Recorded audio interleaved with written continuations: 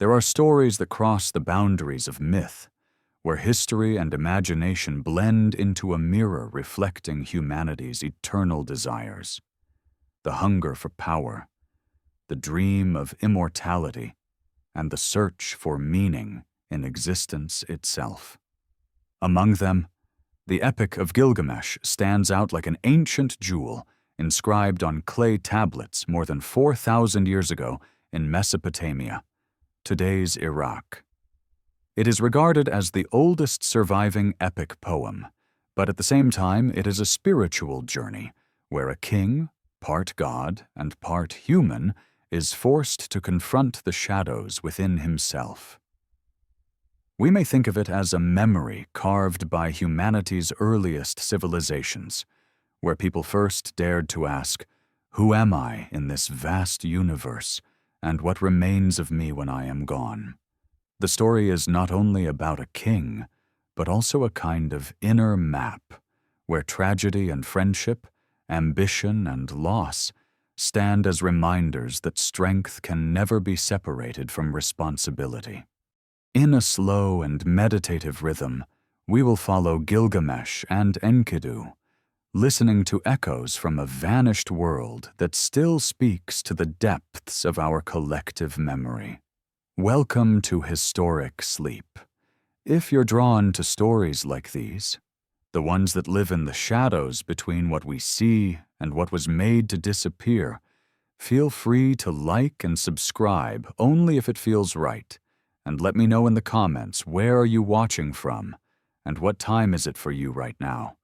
I love seeing our little map of watchers light up around the world, in the land where the two great rivers met, the Tigris and the Euphrates.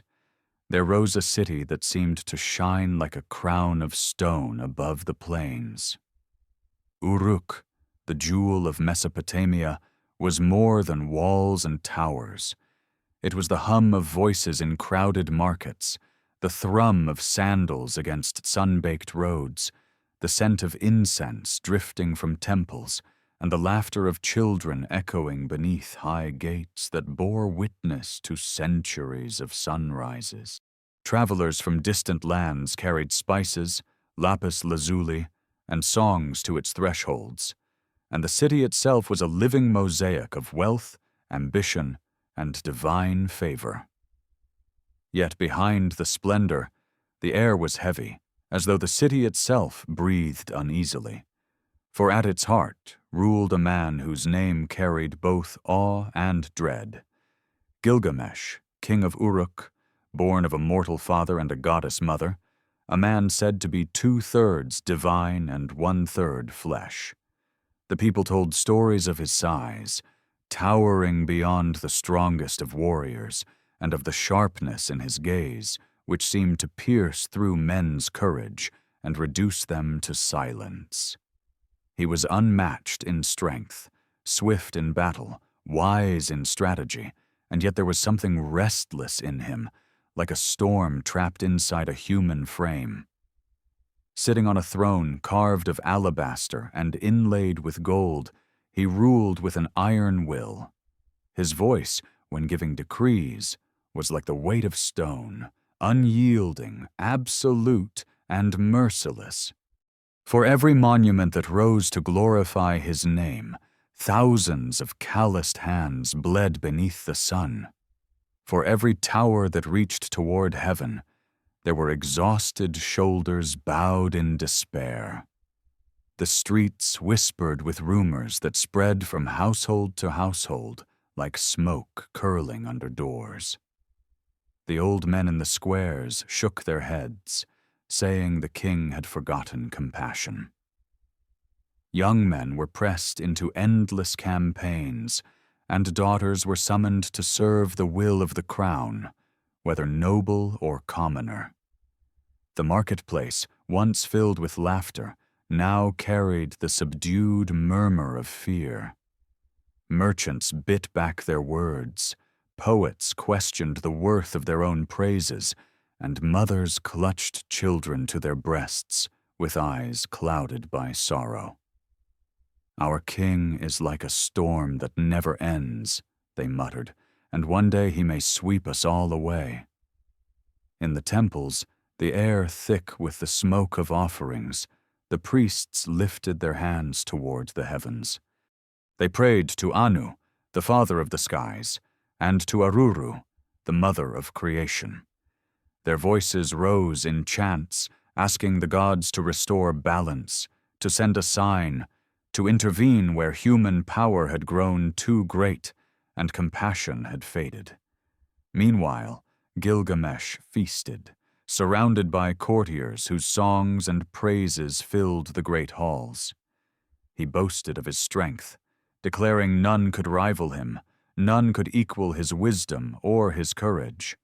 His laughter rang like thunder, but in the secret silence of his chamber, dreams began to trouble his sleep. Shadows lingered at the edges of his visions. Voices whispered his name with tones of warning.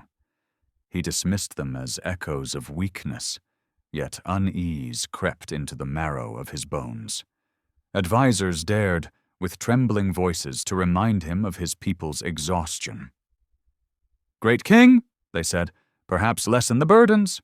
The people are weary." But Gilgamesh's eyes flashed with disdain. A ruler must not bend to complaints. Protection comes at a price, and they will pay it. That is the law of kingship. Thus, the distance between him and his people widened like a chasm. Where laughter once rose in Uruk, there grew silence, punctuated only by sighs and the occasional muted sob behind shuttered doors. Above, the gods watched. Anu turned his gaze toward Aruru and spoke of the sorrow in Uruk, of the imbalance that had poisoned a once prosperous land. Aruru, her eyes clouded with concern, agreed. Something must be done. She would create a being equal in strength to Gilgamesh, one who could stand as his counterpart, challenge his arrogance, and lead him back to the path of humanity. In a sacred grove, she knelt and pressed her hands into the damp earth, lifting clay in her palms. She shaped it with the patience of eternity, whispering words older than time itself, weaving into her creation the power of the wild, the grace of the gazelle, the courage of the lion. Breath flowed from her lips into the form she molded, and life ignited in the figure's chest. Thus Enkidu, child of earth and wilderness, opened his eyes. He rose among the trees, hair unbound like a mane, skin warmed by the soil's color, muscles taut with strength borrowed from nature itself. He breathed in the air of freedom, drank from streams, and ran across meadows with the antelope. Animals gathered around him without fear, sensing kinship rather than danger. Birds alighted on his shoulders, deer brushed against his arms, even wolves howled in welcome. Enkidu was not man, not beast, but a balance of both, a reflection of the harmony that had been lost. In Uruk, no one yet knew of him. Life continued beneath the shadow of the king's power. Yet fate, like threads drawn across a loom, was already weaving the encounter that would alter both the king and his creation. The first whispers came not from gods, nor from palaces, but from the wilderness itself. Hunters found their traps broken, their prey released by unseen hands. Frustration grew as their livelihoods withered, and one day a young hunter, quick of eye and steady of hand, came face to face with the figure responsible. Through the brush, he saw a man clothed in nothing but the roughness of the wild, moving with the grace of a predator and the calm of a saint. The stranger bent to free a gazelle from a snare, and the creature fled unscathed, lingering only to look back with what seemed almost gratitude. The hunter's heart pounded as he realized this was no ordinary man. He returned to Uruk with his tale, describing the wild giant who lived among animals, whose strength defied comprehension. Elders gathered, priests deliberated, and in the end they sought the wisdom of a woman. Shamat, priestess of Ishtar, known for her beauty and her deep understanding of the human soul. Her task would not be to fight this wild man, but to bring him into the circle of humanity, to tame the wilderness in his heart with kindness, patience, and intimacy. And so she left the gates of Uruk with the hunter as guide, walking toward the fields and forests where Enkidu roamed. There, fate waited, ready to entwine two paths, the arrogant king within the walls and the untamed man beyond them. Their meeting would ignite not only a friendship that legends still remember, but also a transformation that spoke to the very heart of what it means to be human. The sun sank over the plain, painting the rivers with gold and crimson. Uruk glowed under the fading light, unaware of what was stirring beyond its horizon. In the hush of the twilight, one era of the city was ending, and another was about to begin. The night settled over the wilderness like a velvet shroud, and the stars stretched endlessly above, shimmering as though the sky itself had been carved with a chisel of fire. Somewhere in that vast silence, Enkidu lay beneath a canopy of leaves, the earth his bed, the wind his lullaby. Around him the animals stirred, confident in his presence, for he was one of them, as much as he was something beyond them. Yet the world of men was stirring too, and fate had already sent a messenger toward him. Shamhat, the priestess of Ishtar, walked with quiet determination, guided by the hunter who had glimpsed the wild man. Her sandals brushed against the tall grass, her robe trailing like a ribbon of moonlight, and her eyes carried the calm assurance of someone who understood the power of patience. When they reached a clearing near a waterhole, the hunter whispered nervously, "He comes here often.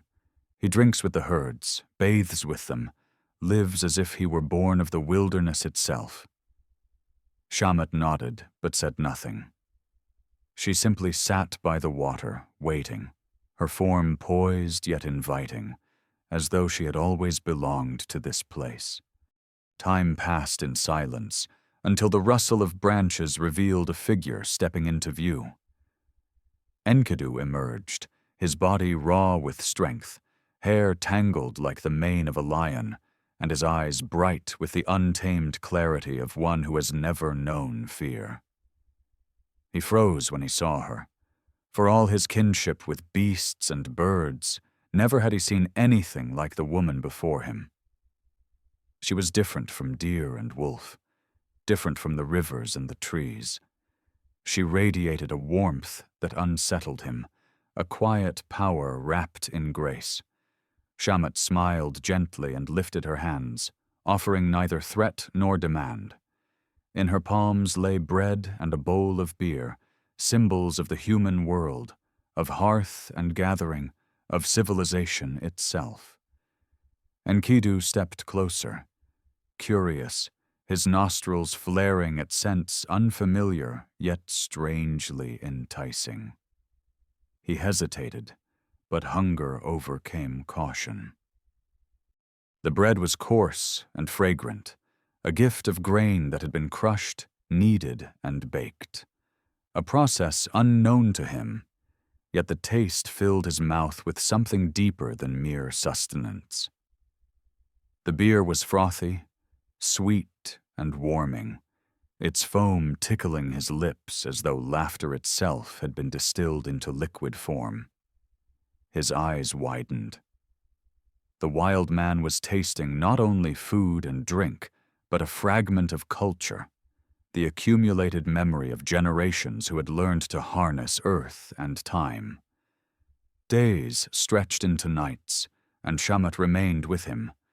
She taught him words, gestures, the subtle rhythms of human connection. They laughed together, not with the playfulness of cubs or the cries of birds, but with the joy of shared discovery. As their bond deepened, the animals began to drift away. Antelope no longer lingered, birds no longer perched upon his shoulder, and even the wolves that once howled beside him now kept their distance.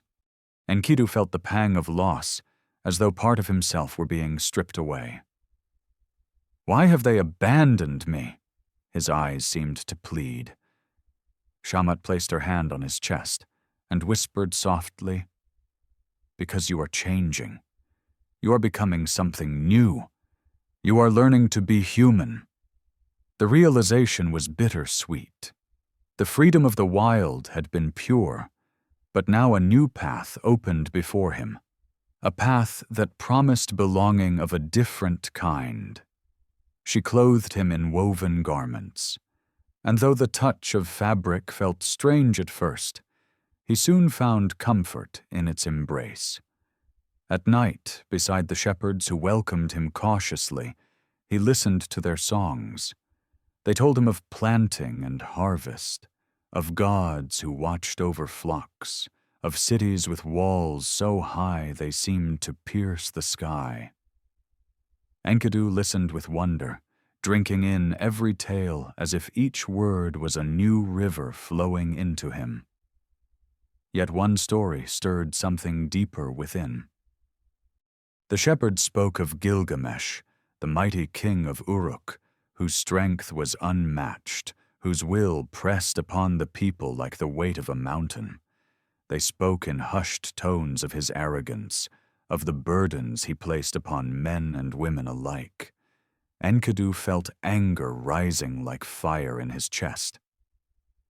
"A king should protect his people," he muttered, his new words awkward but charged with conviction, "not break them beneath his pride."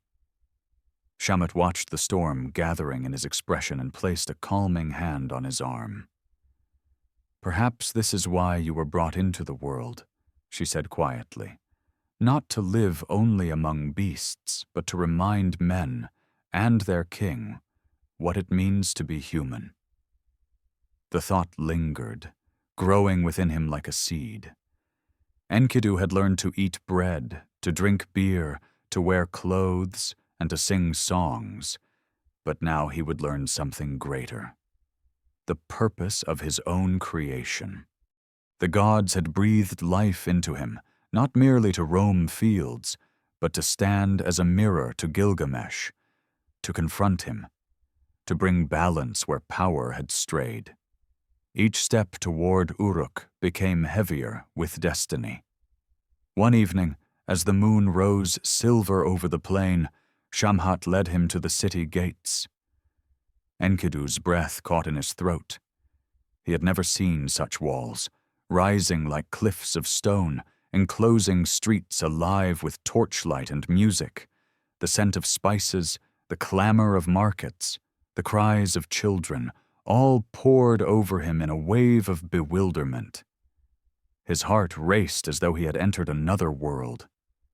People turned their heads, whispering, staring at the giant stranger in their midst, half in awe and half in fear. Some saw in him the shadow of their king, a force equally vast, yet unfamiliar. Through crowded alleys and wide squares, Shamhat guided him, pointing out temples where incense curled skyward, explaining customs with patience. At every turn, Enkidu's senses were overwhelmed. The shimmer of bronze, the rhythm of drums, the flicker of lamps. Yet beneath the wonder, a question gnawed at him. What would happen when he stood before Gilgamesh himself? For in the palace, whispers had already reached the king's ears. Courtiers told him of a wild man who had appeared, strong as a bull, fearless as a lion, beloved of the people who had seen him. Gilgamesh's pride bristled. "Who dares steal the attention that belongs to me?" he demanded. His eyes burned with anger, but beneath it, a flicker of unease he could not name.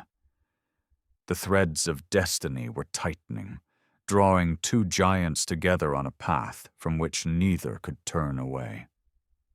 That night, as torches burned along Uruk's great walls, the city seemed to hold its breath. Within its gates, the ruler who believed himself unmatched prepared to face a rival crafted by the gods themselves. And in the shadow of those towers, Enkidu stood, no longer beast, not yet fully man, ready to meet the one whose life was bound to his own. The air within Uruk grew tense in the days that followed Enkidu's arrival.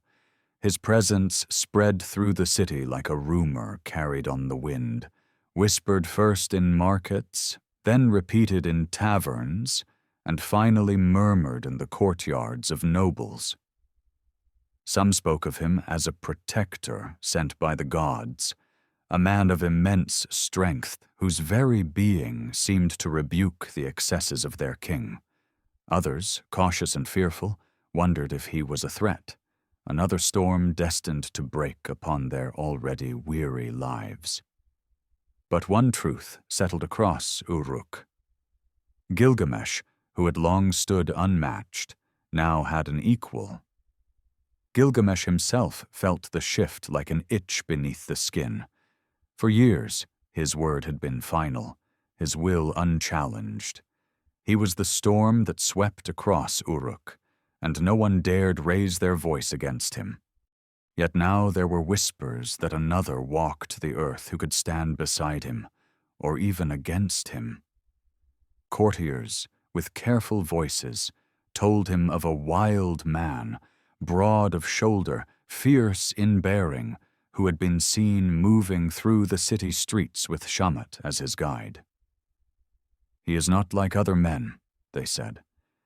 "He walks as though the ground belongs to him, as though the strength of mountains sits in his arms." Pride, sharp and burning, flared within Gilgamesh.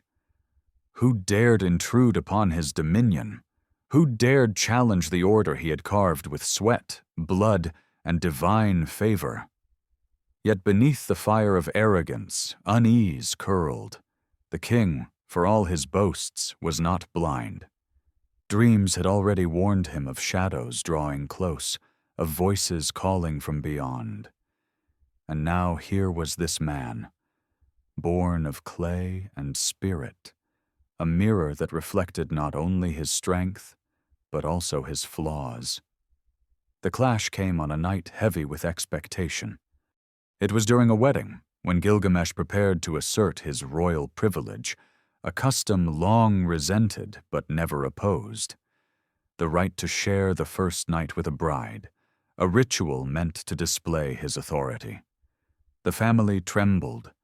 The bride's tears fell silently, and the crowd outside watched in muted despair. Then, cutting through the murmurs came the sound of heavy footsteps. Enkidu appeared, shoulders squared, eyes blazing with quiet fury. His voice, steady but filled with resolve, carried across the gathering. "This will not continue. No more shall you break the innocent beneath your pride. I stand against you."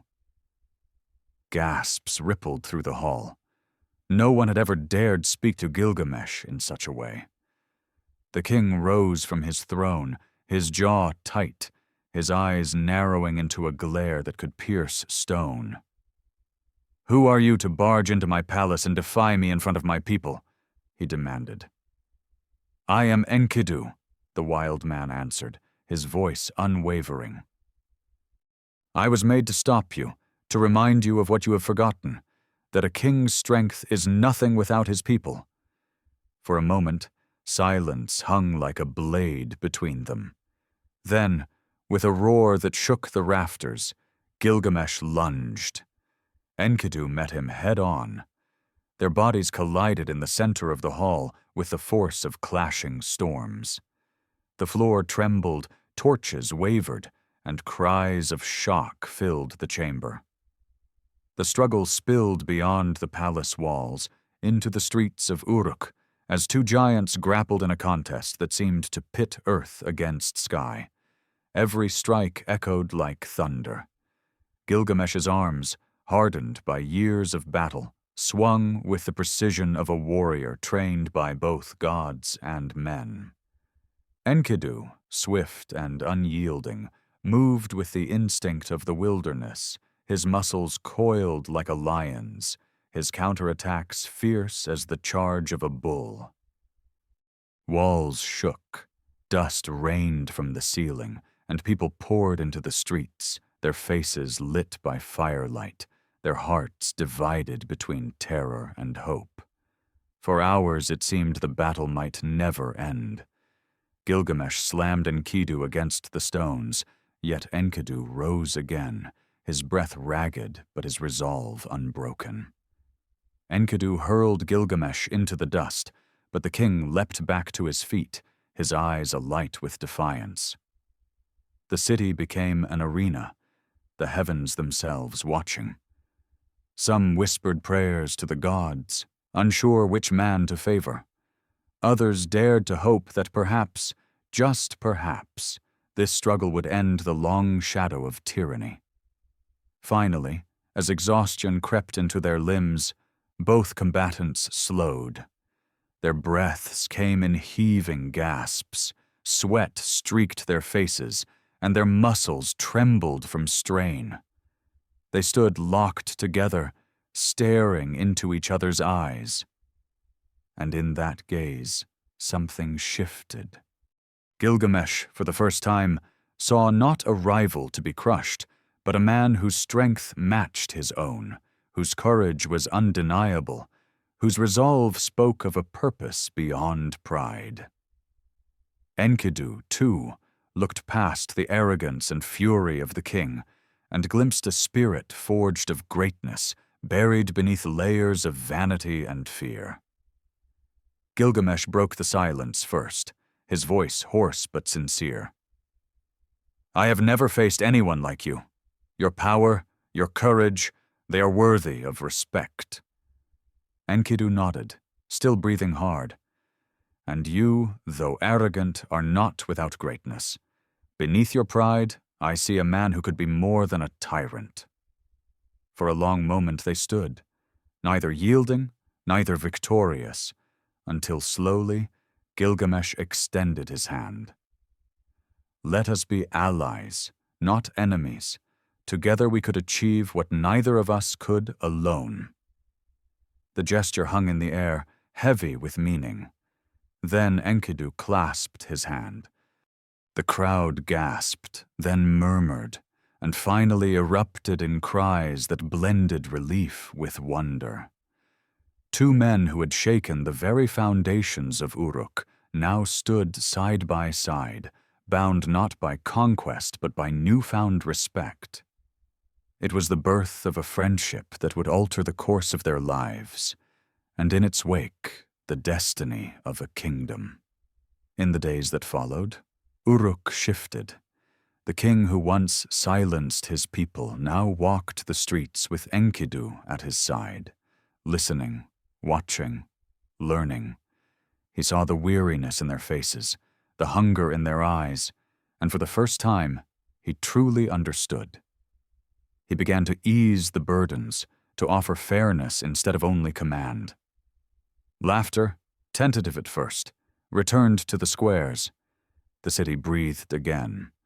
Yet peace could not contain the restless hearts of two men bound by greatness. On the walls of Uruk, beneath the blaze of the setting sun, Gilgamesh turned to his new companion. "Though our people rejoice, I feel within me a hunger. It is not enough to rule. I must leave behind a legacy that endures beyond stone, beyond memory." Enkidu, still raw with the scent of wilderness, understood. Greatness lies not in comfort, but in the trials we choose. Perhaps the gods have placed us together for such a purpose.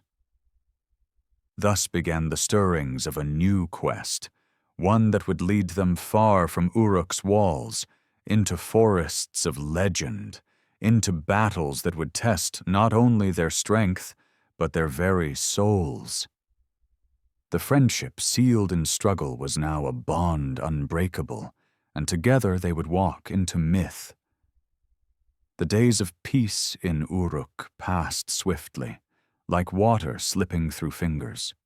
For a time, the people rejoiced in the presence of their two giants, the king and his companion, and the city pulsed with new energy. Gilgamesh, once feared as an untouchable tyrant, now walked the streets beside Enkidu, no longer aloof, no longer blind to the lives that sustained his throne. The markets regained their laughter, poets dared to sing again, and mothers whispered blessings when they saw the two heroes stride through the gates together. Yet beneath the surface of this fragile harmony, something stirred within Gilgamesh. It was not enough simply to rule. His heart, vast as the walls of Uruk, demanded more. He craved a deed so monumental that time itself would bow in recognition. One evening, as the sun bled into crimson and gold over the horizon, Gilgamesh led Enkidu to the highest battlements of the city. The wind swept across the plain, carrying with it the cries of shepherds and the scent of earth cooling beneath twilight. The king leaned upon the stone and gazed out toward the distant mountains, his eyes alive with restless fire. "My friend," he said, his voice low but charged with conviction, "Uruk prospers, and the people rejoice. Yet I feel within me a hunger that peace cannot satisfy. I was not born to let my name fade into dust. I must carve it into eternity." Enkidu studied him, his wild hair catching the light of the dying sun. "And how do you plan to do this?" he asked. Gilgamesh's gaze did not waver. "Beyond those mountains lies the cedar forest, a place older than kings, guarded by Humbaba, the terrifying giant set there by the gods themselves. If we defeat him, if we bring back the sacred cedar, we will build monuments that will endure for all time. Our names will live when the stones of Uruk have crumbled." The mention of Humbaba darkened Enkidu's expression. Memories stirred within him, whispers of the wilderness where the guardian's shadow stretched across the trees. "I know of Humbaba," he said gravely. "His breath is fire, his roar is storm, his presence alone shatters courage. The gods placed him there not for us to conquer, but to protect the sacred forest. If you strike against him, you strike against their will." Gilgamesh turned, and in his eyes burned the pride of his lineage and the yearning of his heart. "The gods gave me strength for a reason. Would they grant me power only to let me rot within walls? No. They gave me greatness to test the impossible. Do not speak of fear, my friend. Speak of glory." Enkidu was silent, torn between loyalty and dread. His soul still carried the harmony of nature, the whisper of leaves and the trust of animals. To fight Humbaba was to disturb the order of things. Yet beside him stood Gilgamesh, whose determination was like a rising tide, impossible to resist. Slowly, Enkidu nodded. "If you are set upon this path, then I will not leave you to walk it alone. But know this, victory will not come without cost." Word of their plan rippled through Uruk, a wave of awe and fear. Some hailed it as the dawn of a new age of glory. Others trembled at the thought of divine punishment. Yet the king was resolute. He gathered a band of warriors, skilled men chosen for their loyalty and courage, though none could match the strength of the two at their head. Before departing, they sought the counsel of Ninsun, mother of Gilgamesh, revered not only as queen, but as a woman of prophetic wisdom. In the quiet of her temple, incense curled into the rafters, and the glow of lamps bathed her face in golden light. She looked upon her son with eyes heavy with both pride and sorrow. "Gilgamesh," she said, "your heart drives you toward deeds that will echo across time, but the road you choose is lined with shadows. Humbaba is no mere beast. He is a force of the gods, a boundary between men and the sacred. Still, I will not curse your path. Instead, I will bless you." She performed a ritual, burning herbs whose smoke rose like whispers to the heavens. She called upon Shamash, the sun god, to watch over her son and his companion, and in a gesture both symbolic and tender, she laid her hand upon Enkidu's brow. "Today," she said, "I adopt you as my son. You are no longer only a child of the wilderness. You are kin to me, and you will stand beside my blood in all trials." Enkidu bowed his head, moved by the solemnity of her words. For the first time, he felt not only the bond of friendship, but the belonging of family. The blessing bound them, weaving their destinies together with a thread no blade could sever.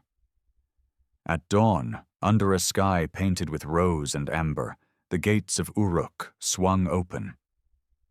Gilgamesh and Enkidu, armed with weapons gleaming in the early light, led their men into the wilderness. Crowds gathered, their cheers mingling with prayers, their hopes carried upon the rising sun. Children waved, women wept, and the old clasped their hands, murmuring to the gods for mercy. The heroes did not look back. The world before them stretched vast and untamed, every step carrying them farther from the safety of walls and deeper into the realm of destiny.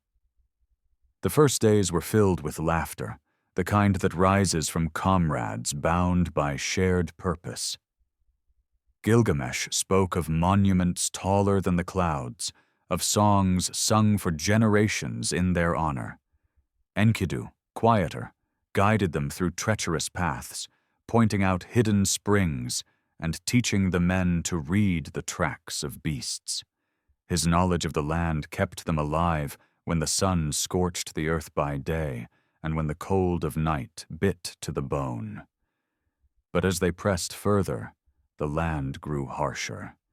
Fertile plains gave way to rocky hills, the grass thinned, and the earth cracked under the merciless gaze of the sun.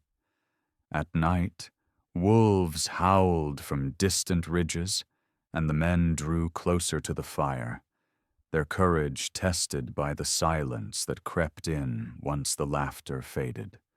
Gilgamesh's spirit never faltered, though shadows haunted his sleep. He dreamed of mountains crumbling beneath him, of specters rising from darkness, of a bull whose charge shook the earth. Each time, he woke with his chest tight and his brow damp with sweat. Enkidu, watching him, said, "Dreams are messages, my brother. Do not ignore them." But Gilgamesh only smiled, though unease flickered in his eyes.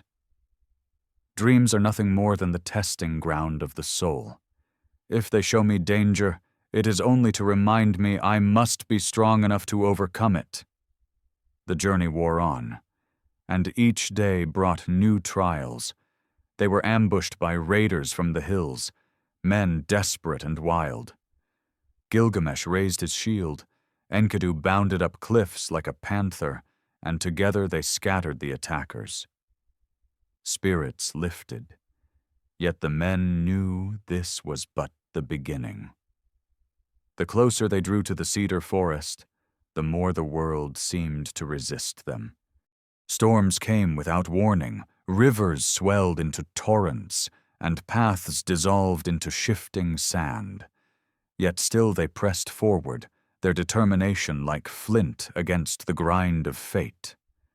And then, one evening, when the sun hung low and the sky deepened to indigo, the air shifted.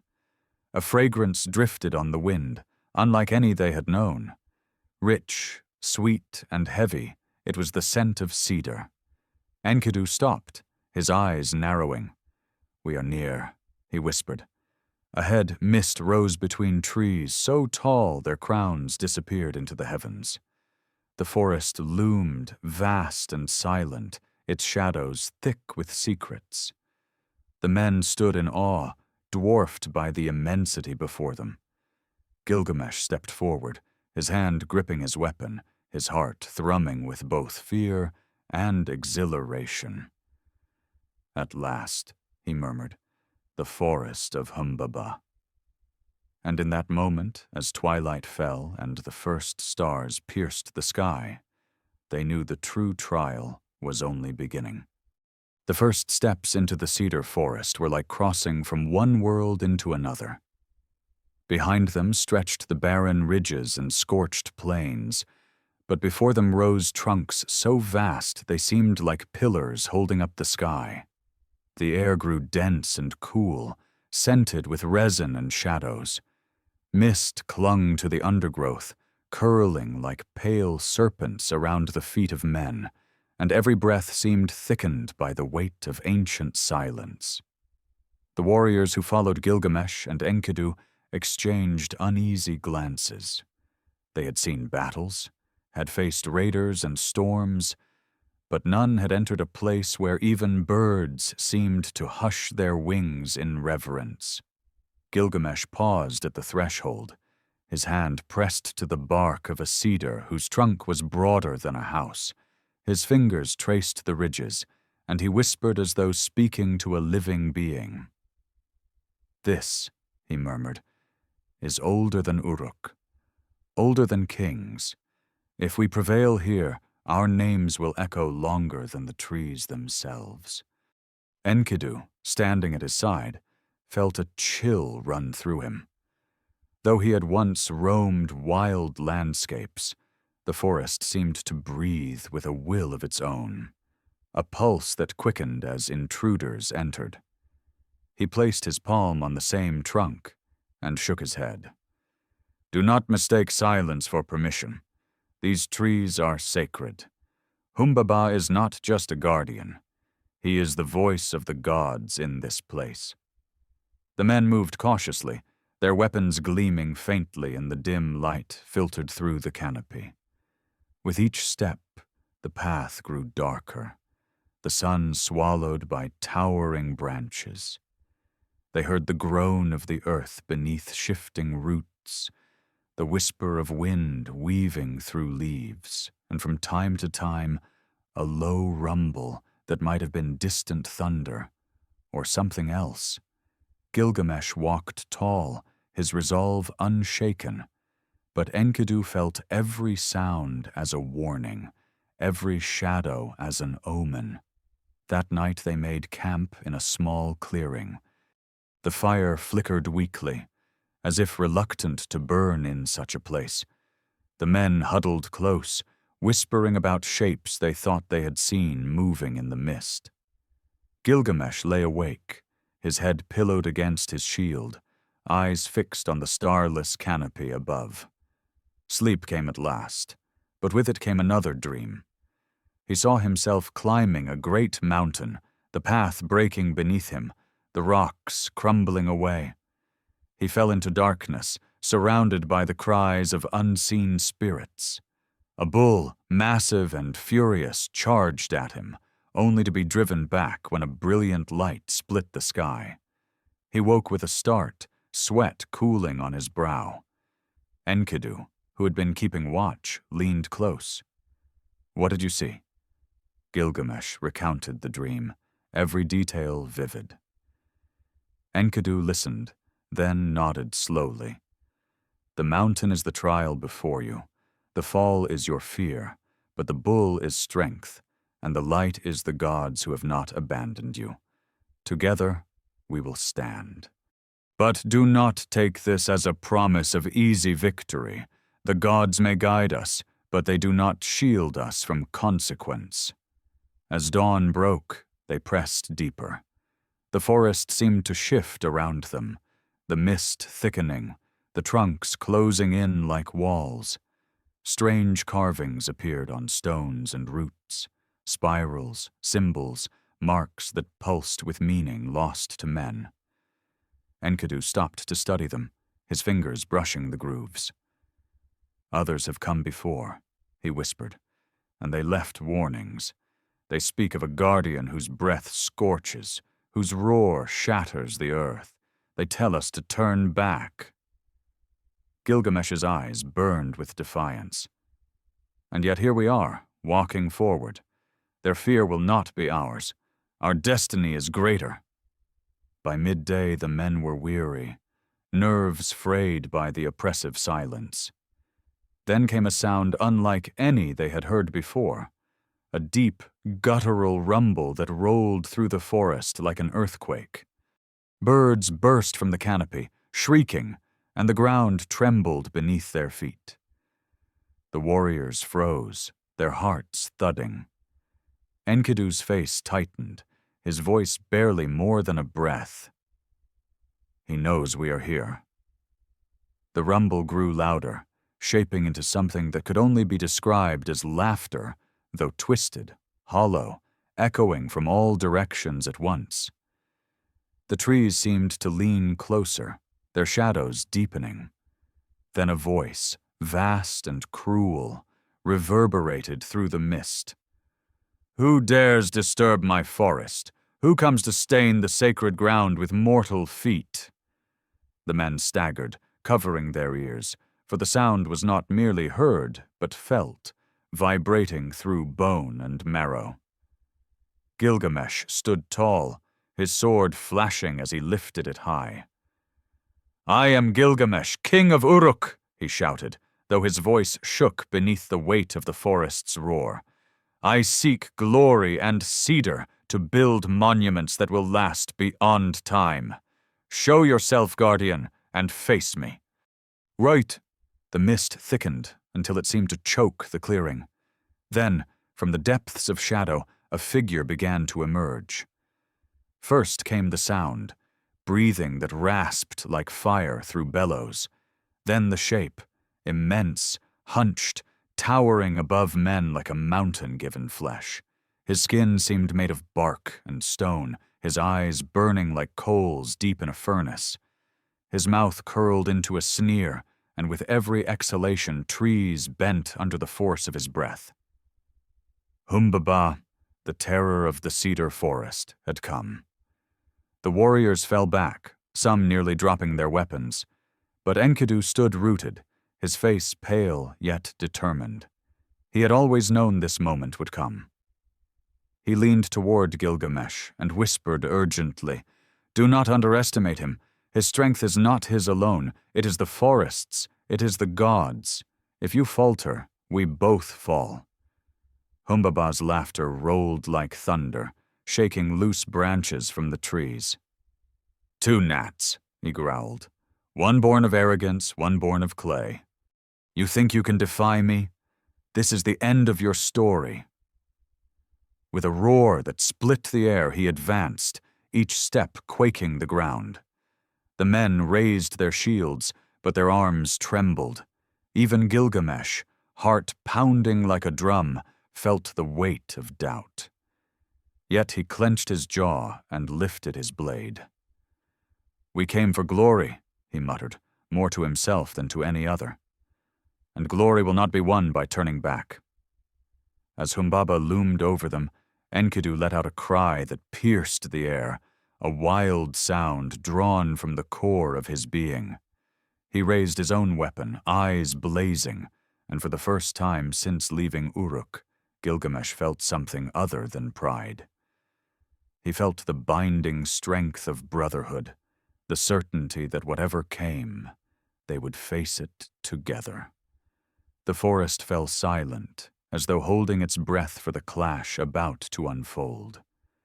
The clearing trembled beneath Humbaba's steps, each one cracking the soil, as though the earth itself groaned in protest. He towered above the men, his massive shoulders draped with what looked like living vines that writhed as if they had a will of their own. His eyes, glowing like molten fire, fixed upon Gilgamesh and Enkidu with disdain sharpened by centuries of solitude. He was no ordinary giant, no brute of flesh alone. He was the embodiment of the cedar forest's will, a creature whose breath carried the heat of lightning storms, and whose roar was said to topple mountains. The warriors who had followed from Uruk quailed before him. Some stumbled back, shields clattering to the ground. Others crossed themselves in frantic gestures, whispering the names of gods under their breath. They had fought men before, even beasts. But Humbaba was something beyond comprehension. He seemed carved from primeval terror itself, a reminder that there were places mortals were never meant to tread. Gilgamesh felt the weight of that terror pressing against his chest, squeezing his breath until his heart hammered like a trapped bird. Yet his hand gripped the hilt of his sword, knuckles whitening. He could not falter, not now, not before his men, not before the companion who had sworn to stand with him. He raised his voice, though it trembled at first. "Guardian of the forest, I have come to carve my name upon the edge of time. Your strength will not bar me from glory." Humbaba laughed, a sound that cracked the air like thunder rolling across endless mountains. "Foolish child," he growled, his voice vibrating through marrow and stone. "Do you think the gods will smile upon your arrogance? They set me here to guard what is sacred, and I have devoured those braver than you. Your bones will join the soil, and your city will forget you." Enkidu stepped forward, his weapon raised, his eyes fierce. The wild man who once lived among beasts now faced a guardian born of divine wrath, and though fear gnawed at his heart, loyalty blazed brighter. "Humbaba," he shouted, "you will not take him. If you would crush him, then you must crush me also." The giant lunged, his massive arm swinging like a falling tree. The ground shook as it slammed down, scattering men like leaves. Gilgamesh dodged, rolling aside, his blade flashing as he slashed at the living vines coiled about Humbaba's arm. Sparks flew where steel met enchanted bark, but the wound was shallow, a scratch upon a mountain. Humbaba roared in fury, his breath searing the air, scorching the leaves of nearby trees. The battle raged, a clash of thunder and steel echoing through the forest. Gilgamesh struck with the discipline of a king trained for war, every movement precise and deadly. But Humbaba's sheer size dwarfed his efforts. Enkidu moved with the ferocity of the wild, leaping onto roots, dodging swings, striking when opportunity flickered open. Together they fought like twin storms, their rhythms different but woven into a single force. Yet still, Humbaba pressed them back, his laughter mingling with his rage, his strength unyielding. The men of Uruk watched, paralyzed by awe, unable to lift their weapons. The battle belonged to giants, a contest no mortal hand could shape. Only when Gilgamesh staggered, knocked to his knees by a blow that cracked the earth beneath him, did a cry escape their lips. Enkidu rushed to his side, dragging him clear as Humbaba's fist smashed down, leaving a crater where the king had knelt. Dust filled the air, choking, blinding, and for a moment it seemed all would be lost. But Gilgamesh rose again, his face streaked with dirt and sweat, his eyes alight with unbroken fire. He lifted his sword towards the canopy, and in that moment sunlight pierced the mist, a shaft of gold striking his blade. He felt warmth surge through him, not of his own making, but as if Shamash, the sun god his mother had invoked, reached down to grant strength. "I will not fall," he shouted, "not while my name is yet to be sung." Enkidu, hearing this, let out a roar that matched Humbaba's. He leapt upon the giant's arm, clinging like a wolf to prey, and hacked at the vines with savage strikes. Humbaba bellowed, thrashing, trying to dislodge him, and for the first time, his steps faltered. Gilgamesh seized the moment, driving forward, his blade plunging deep into the guardian's side. The forest screamed, yes, screamed, as though the trees themselves felt the wound. Humbaba staggered, his laughter replaced by a guttural cry of rage and pain. He dropped to one knee, his massive hand crushing roots and soil beneath him. His eyes, burning embers dimming, fixed on the two men who stood before him, ragged but unbroken.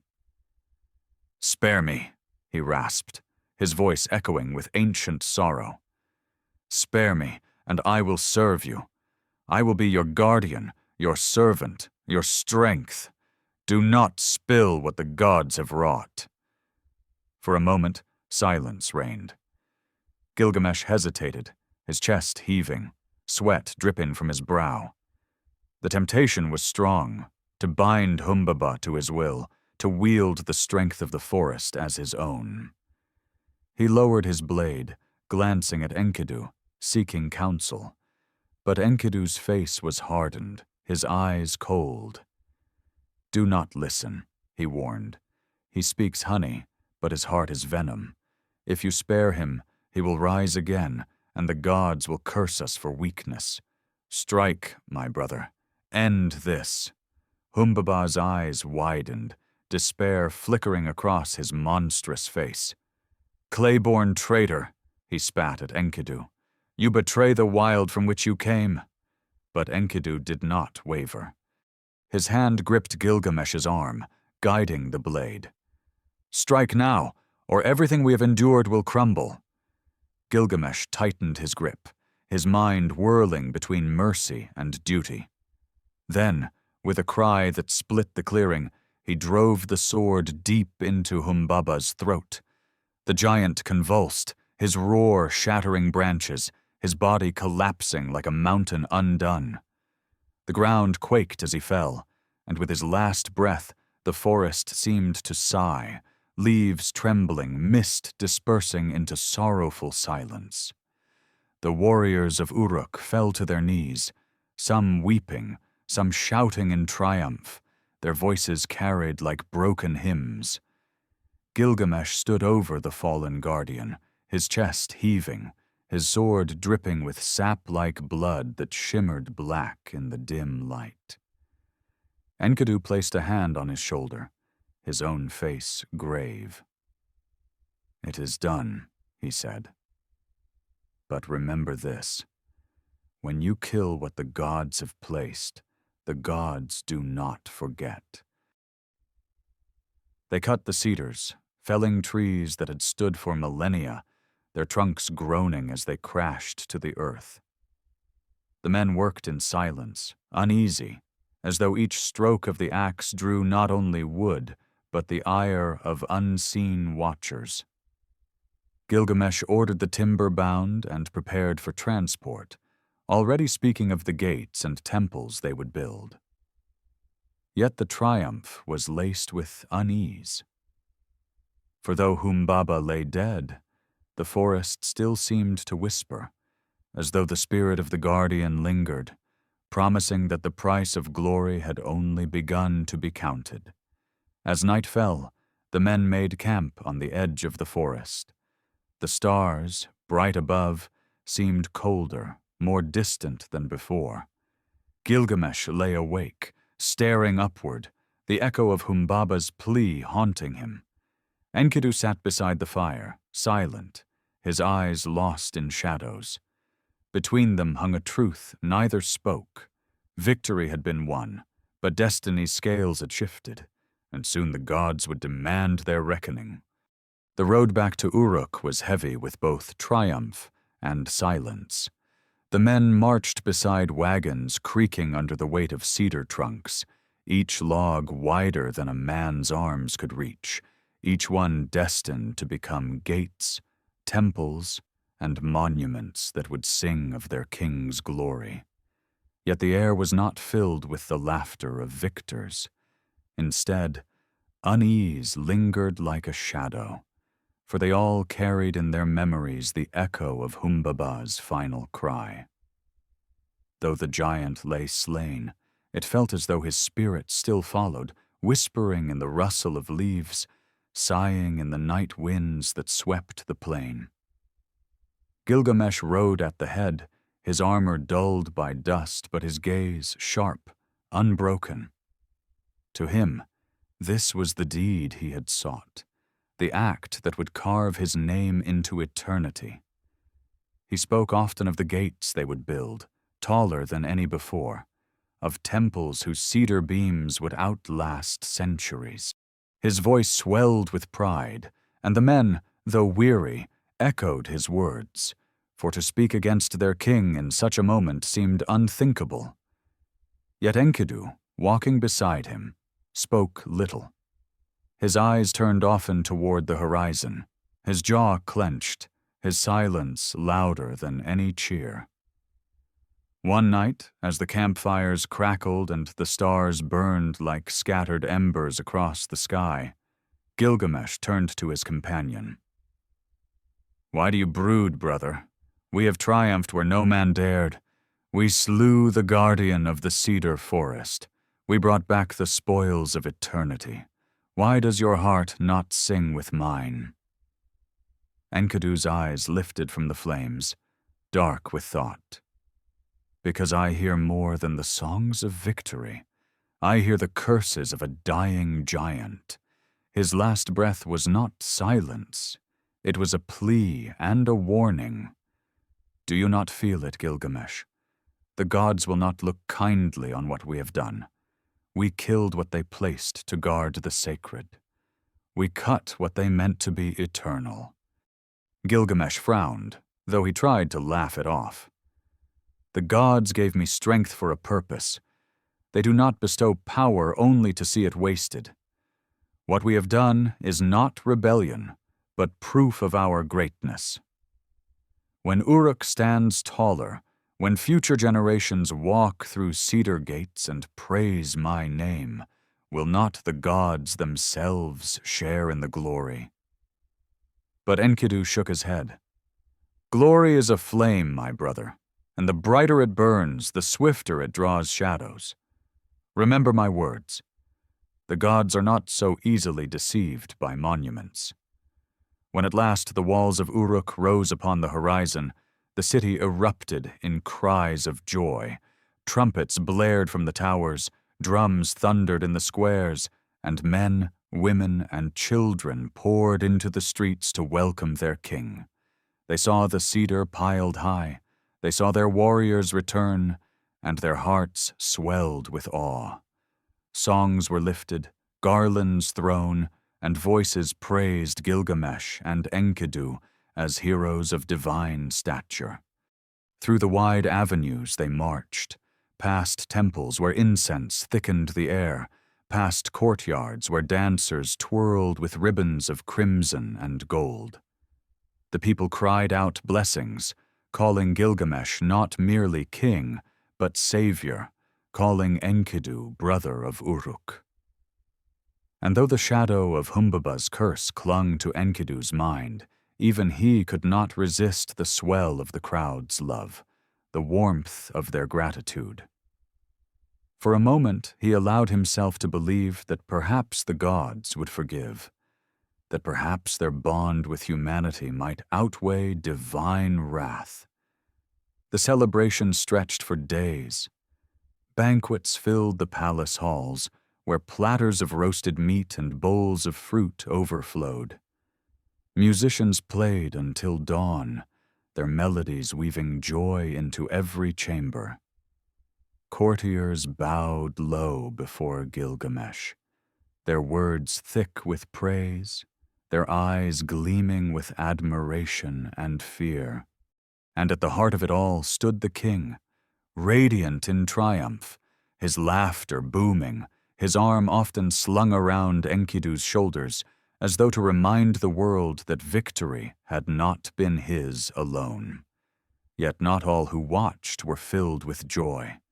From the high temple of Uruk, Ishtar, goddess of love and war, looked down upon the feasting with eyes that blazed like polished gems. She saw Gilgamesh in his strength, his glory magnified by victory, his face aglow with the fire of life. Desire stirred within her, fierce and consuming. She descended from her temple, her robes shimmering with the colors of dawn, her presence commanding the attention of all who beheld her.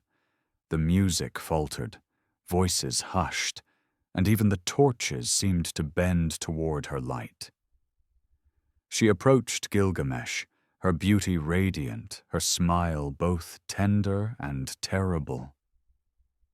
"Great king," she said, her voice flowing like honey over stone, "you have proven yourself above all men. Your strength has toppled giants. Your courage has carved a name into the bones of the earth. Take me as your bride. Share your throne with me, and I will grant you treasures beyond imagining. Together we will rule not only Uruk, but the world. Armies will march at your command, and nations will bow before your name." The hall fell into silence. All eyes turned to Gilgamesh, awaiting his answer. Enkidu's gaze flickered with unease, for he knew the goddess's favor could be as dangerous as her wrath. But Gilgamesh, flushed with victory, with pride swelling his chest, did not answer with humility. Instead he laughed, the sound sharp as a blade.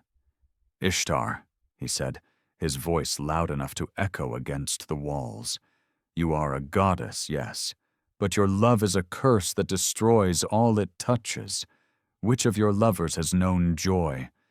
Tammuz, the shepherd boy. You wept for him when you doomed him to the underworld. The lion, once proud, you struck down until it cowered. The stallion, whom you loved, you harnessed and lashed until it broke. The shepherd you adored, you turned into a wolf, hunted by his own dogs. Shall I be next, to wither beneath your touch? No, goddess, I will not take your hand. Your love is poison, your promise is dust." Gasps rippled through the hall. To refuse a goddess was bold enough, but to mock her, to cast her history before her as a list of curses, this was more than defiance. Ishtar's face hardened, her beauty twisting with fury. Her eyes blazed, her lips curled, and with a cry that split the air she vanished from the hall, her wrath trailing like fire. Gilgamesh laughed again, but the sound carried unease, for even he knew the danger of scorned divinity. Enkidu leaned close, his whisper urgent. "You have stirred a storm greater than Humbaba. Prepare yourself, brother. Her vengeance will not be swift but devastating." And in the heavens, Ishtar ascended, her anger shaking the pillars of her temple. She went before Anu, her father, lord of the sky, her voice trembling with rage. "Father," she cried, "Gilgamesh has insulted me. He has mocked my love. He has scorned my beauty. Grant me the bull of heaven, that I may unleash it upon Uruk and crush the king beneath its hooves." Anu hesitated, for he knew the bull was no ordinary creature but a terror whose fury could wither entire cities. Yet Ishtar's fury was relentless, her threats dire, and at last he relented. "If I give it to you, famine will follow, rivers will dry, the earth will quake. Do you accept this cost?" She nodded, her eyes blazing. "I care nothing for the cost. Let Gilgamesh suffer, let his city suffer. Only then will my honor be restored."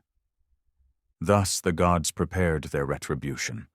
The bull of heaven stirred, its hooves cracking the firmament, its bellow shaking the stars. And far below, in Uruk, as the last fires of celebration flickered out, no one yet knew that vengeance was already descending. Dawn broke over Uruk with a hush that felt unnatural, as if the city itself sensed what was approaching. The sky, once painted with the soft hues of morning, grew heavy with strange clouds, bruised purple and streaked with red. Farmers in the fields looked upward and froze, their plows stilled in the soil. Children clutched their mothers, pointing at the horizon where the air rippled with heat, though no fire burned. Somewhere far above, a bellow rolled through the heavens, deep and terrible, like thunder shaking the bones of the earth. The bull of heaven had been released. When its hooves struck the ground, the earth cracked open. Fissures split the streets, swallowing men and livestock.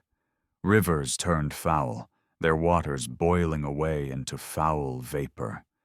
Crops withered under a sudden drought that seemed to spring from nowhere. Panic surged through Uruk as people fled their homes, pressing against the city walls, crying out for the gods' mercy. The sky grew darker, and then, through the storm of dust and thunder, the bull appeared. It was a creature vast beyond comprehension, its body shimmering with the essence of the divine. Its flanks rippled with muscles carved like stone, its horns curved like sickles of ivory, gleaming with unearthly fire. Each breath from its nostrils scorched the ground, each step shattered stone and sent tremors racing across the land. Its roar silenced the city, a sound so immense it seemed to tear the air apart. From the palace, Gilgamesh strode onto the battlements, his face grim but unafraid. At his side stood Enkidu, his eyes narrowing at the sight of the beast. Around them, the warriors of Uruk trembled, yet their king's voice cut through fear like a blade. "People of Uruk," Gilgamesh thundered, "do not cower. The gods have sent their fury, but we shall meet it. Today we fight not for glory, but for survival." The bull's charge came swift as a storm. Its hooves smashed through the outer gates, splintering cedar beams that had only just been raised. Dust and debris filled the air as men screamed and scattered. Gilgamesh leapt forward, shield raised, sword drawn. The impact was like colliding with a mountain. He staggered but held firm, his blade slashing across the beast's flank, leaving a trail of divine ichor that steamed where it struck the earth. But the bull was no mere foe of flesh. With a furious bellow, it plunged its horns into the earth, gouging a trench that split open beneath the feet of 100 men. Screams rose as they tumbled into the chasm, swallowed whole by the hungry ground. Enkidu rushed into the fray, his movements swift, primal, the echo of the wild still alive in him. He vaulted onto the bull's back, clinging to its heaving shoulders as it bucked and writhed, trying to throw him loose. "Strike, Gilgamesh!" he roared, gripping the beast's horn with all his strength. The bull reared, its body quivering with divine rage, but Enkidu held fast, his muscles straining, his face contorted with effort. Gilgamesh seized the chance, driving his blade deep into the creature's side. The bull bellowed, a sound that rattled the heavens, and thrashed wildly, smashing walls and crushing men beneath its hooves. The battle raged across Uruk, through its streets and squares, leaving ruin in its wake. The once celebratory city was now a battlefield between gods and men. Gilgamesh fought with the precision of a warrior king, his strikes measured, his shield steady.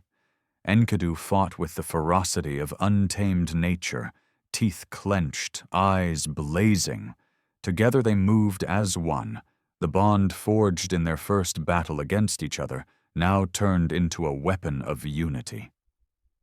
At last, as the bull thrashed in desperate fury, Enkidu leapt down, seizing its tail with both hands. With a cry that echoed through the city, he yanked with all his might, dragging the beast backward, forcing it off balance. Gilgamesh rushed forward, his blade raised high. With a roar that matched the bull's, he plunged the sword into its neck, driving deep until the beast shuddered, staggered, and at last collapsed. The earth trembled with its fall.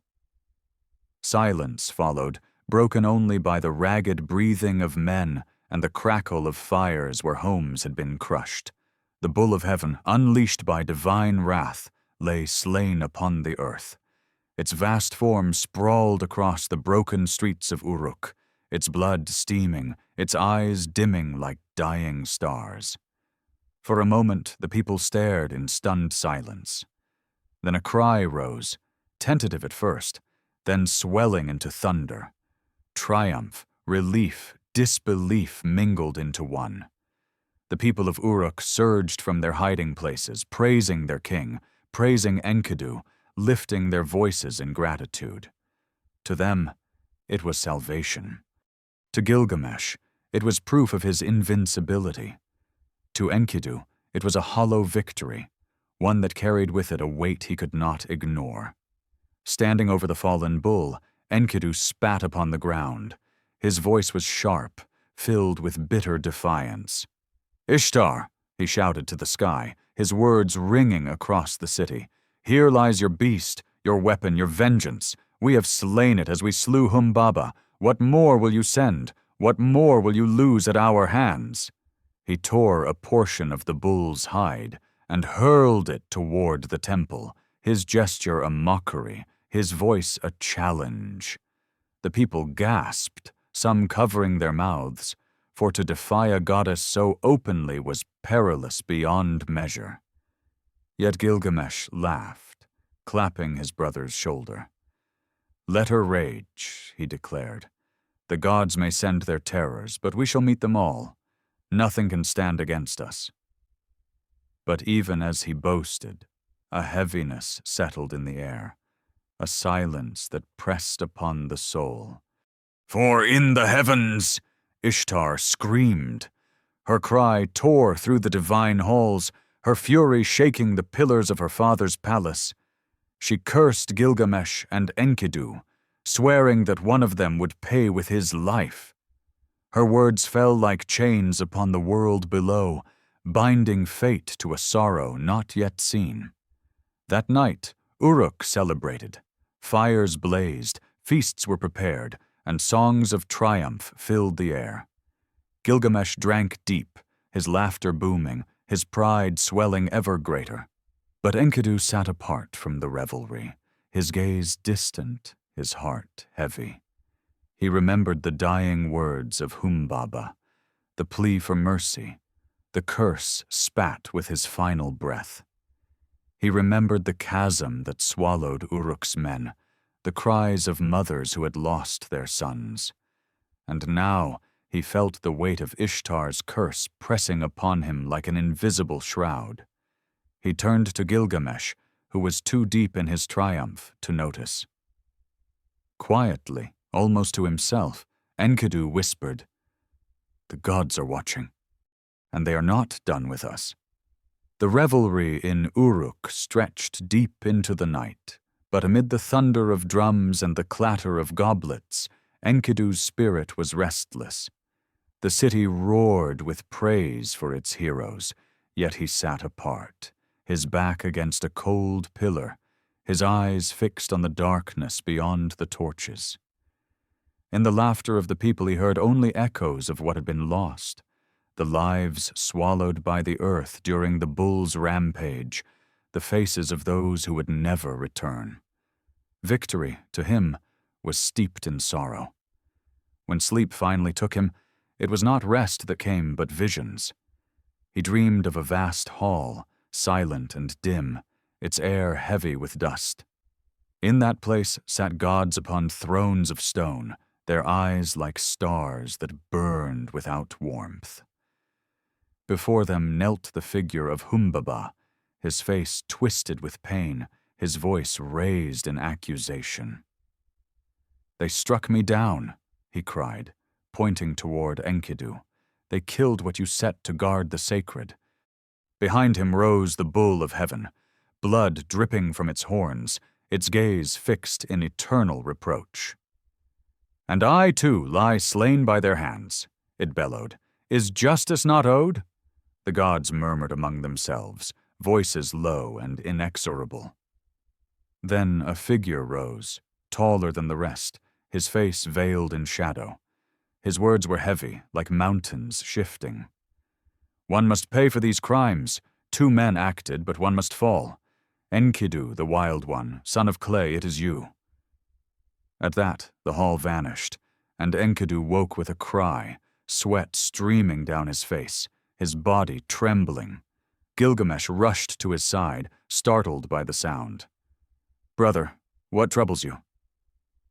Enkidu's voice shook as he recounted the dream, every word pressing like a stone on his heart. Gilgamesh listened, his jaw tightening, his hands gripping his friend's shoulders as though to anchor him to the world. "Dreams are shadows," he said firmly, though his own voice faltered. "They do not rule us. You are strong, stronger than any man alive. No curse can undo what we have built." But even as he spoke, fear coiled in his chest.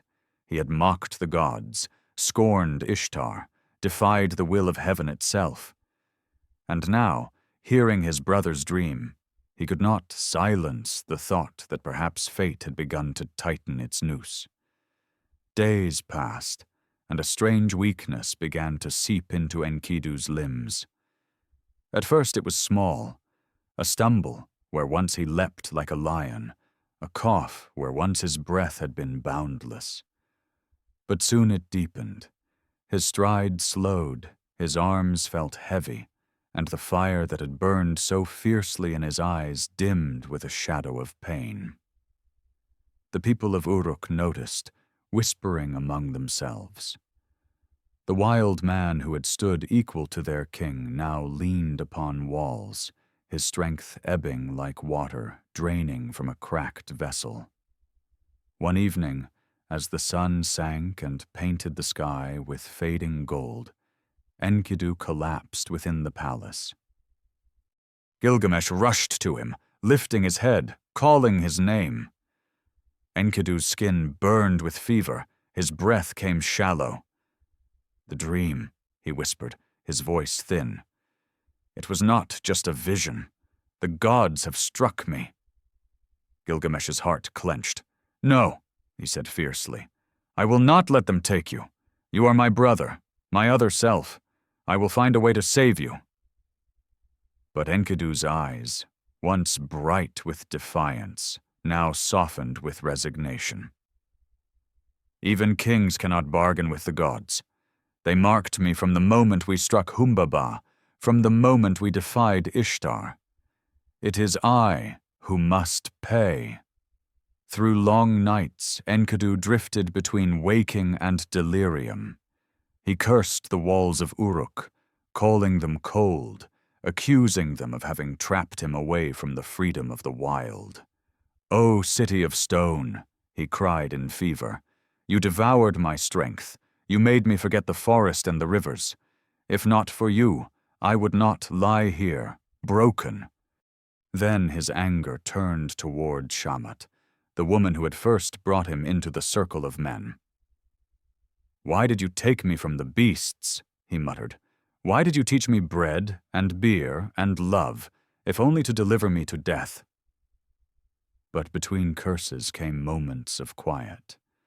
In one, he reached for Gilgamesh's hand, squeezing it weakly. "Do not think I regret all, my brother. I have known laughter beside you. I have known friendship that beasts could not give. If the gods take me, remember that once we walked together, that once we shook the foundations of the earth." Gilgamesh wept, tears carving paths down his dust-streaked cheeks. Never before had the king, proud and unyielding, known such helplessness. He could crush warriors, he could fell giants, he could face down gods with defiance, but he could not lift the sickness from his friend. He prayed to Shamash, god of the sun, begging for mercy. He laid offerings in temples, beseeching Anu and Enlil to spare Enkidu's life. But the gods were silent, their altars cold. Each day Enkidu weakened, until at last he could no longer rise from his bed. His voice, faint as a whispering breeze, carried both sorrow and acceptance.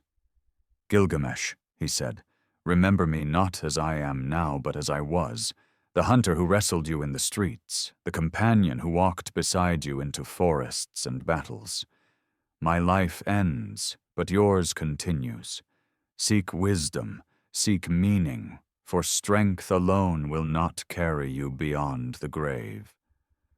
On the 12th day, as dawn crept pale across the city, Enkidu's breath faltered.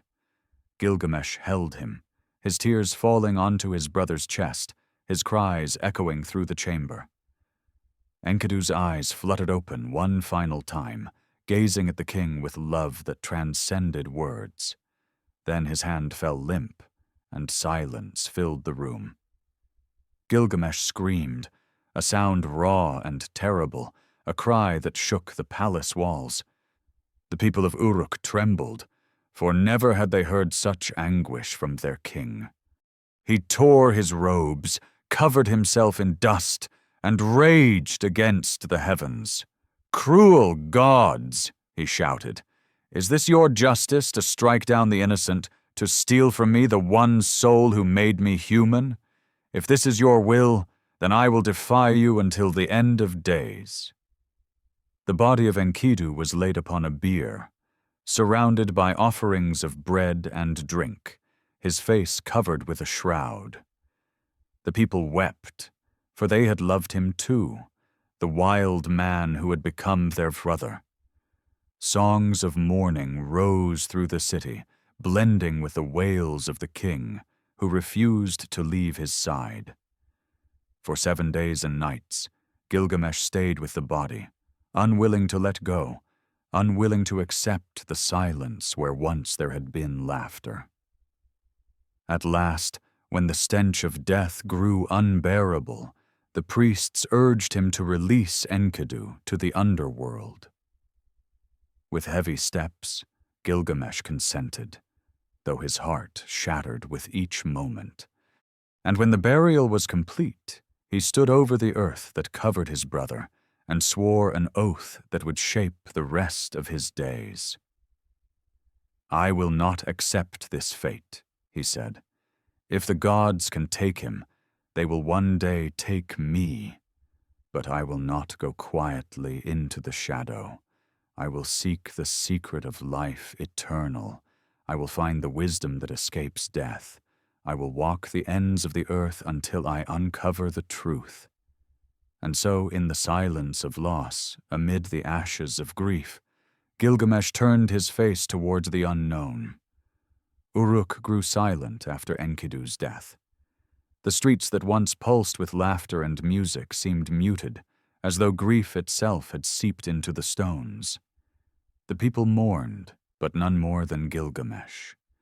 He, the king who had once stood unshaken by gods and giants, now walked like a shadow through his own city. Dust covered his hair, his robe hung in tatters, and his face bore the marks of sleepless nights. Where once he had been a beacon of strength, he was now the embodiment of sorrow. He lingered at Enkidu's grave, his hands pressed against the cold earth.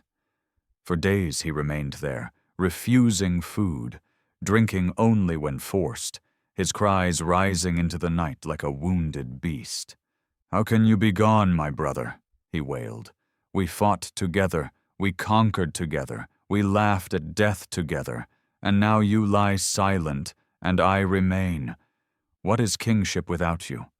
What is glory without the one who shared it?" His words fell into the soil, unanswered, yet his grief only deepened, hardening into fear. For in Enkidu's death, Gilgamesh saw a reflection of his own fate.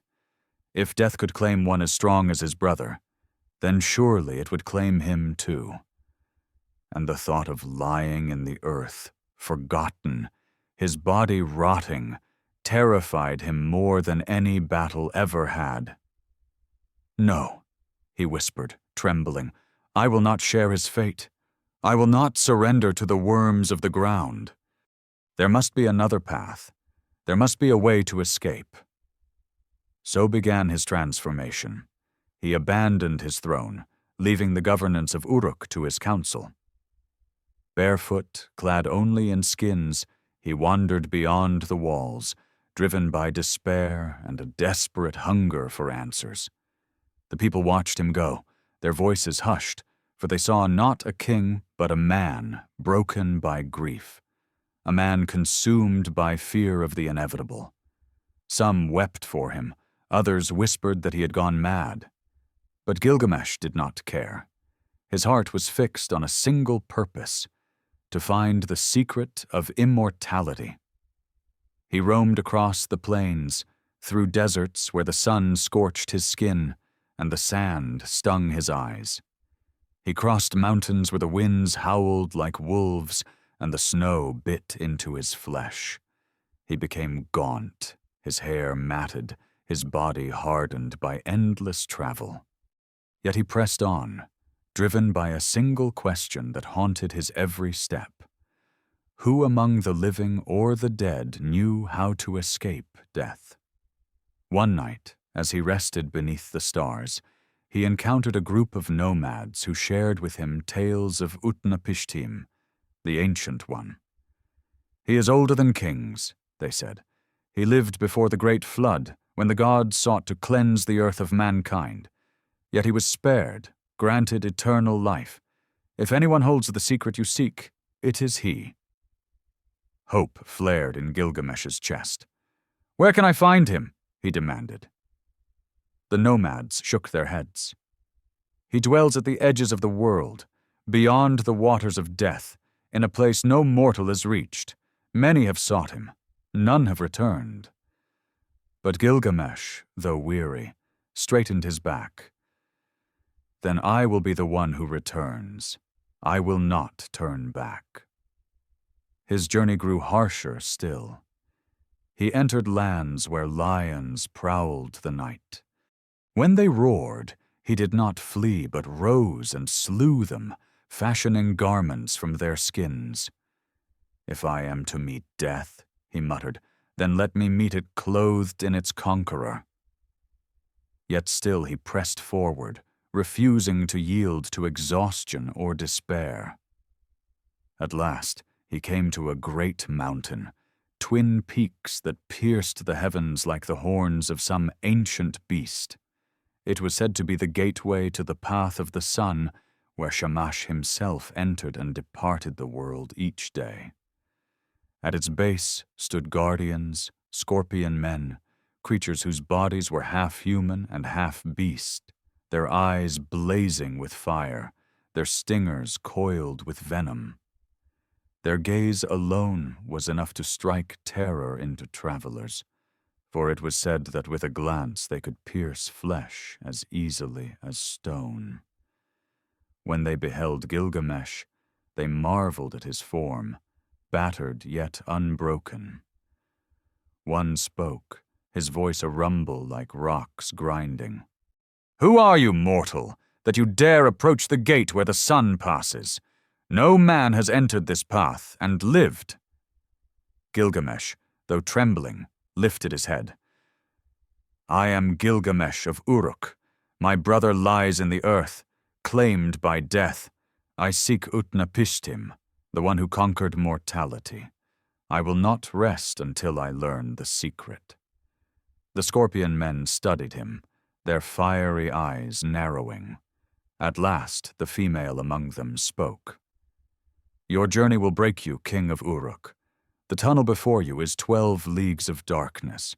No mortal has endured it, yet your face bears the mark of desperation, and desperation drives men beyond reason. Go then, if you dare."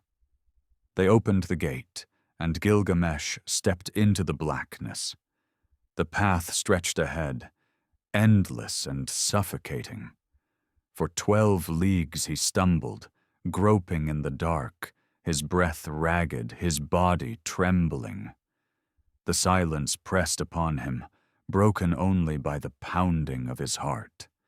He clawed forward, refusing to stop, until at last faint light appeared ahead. When he emerged, he gasped.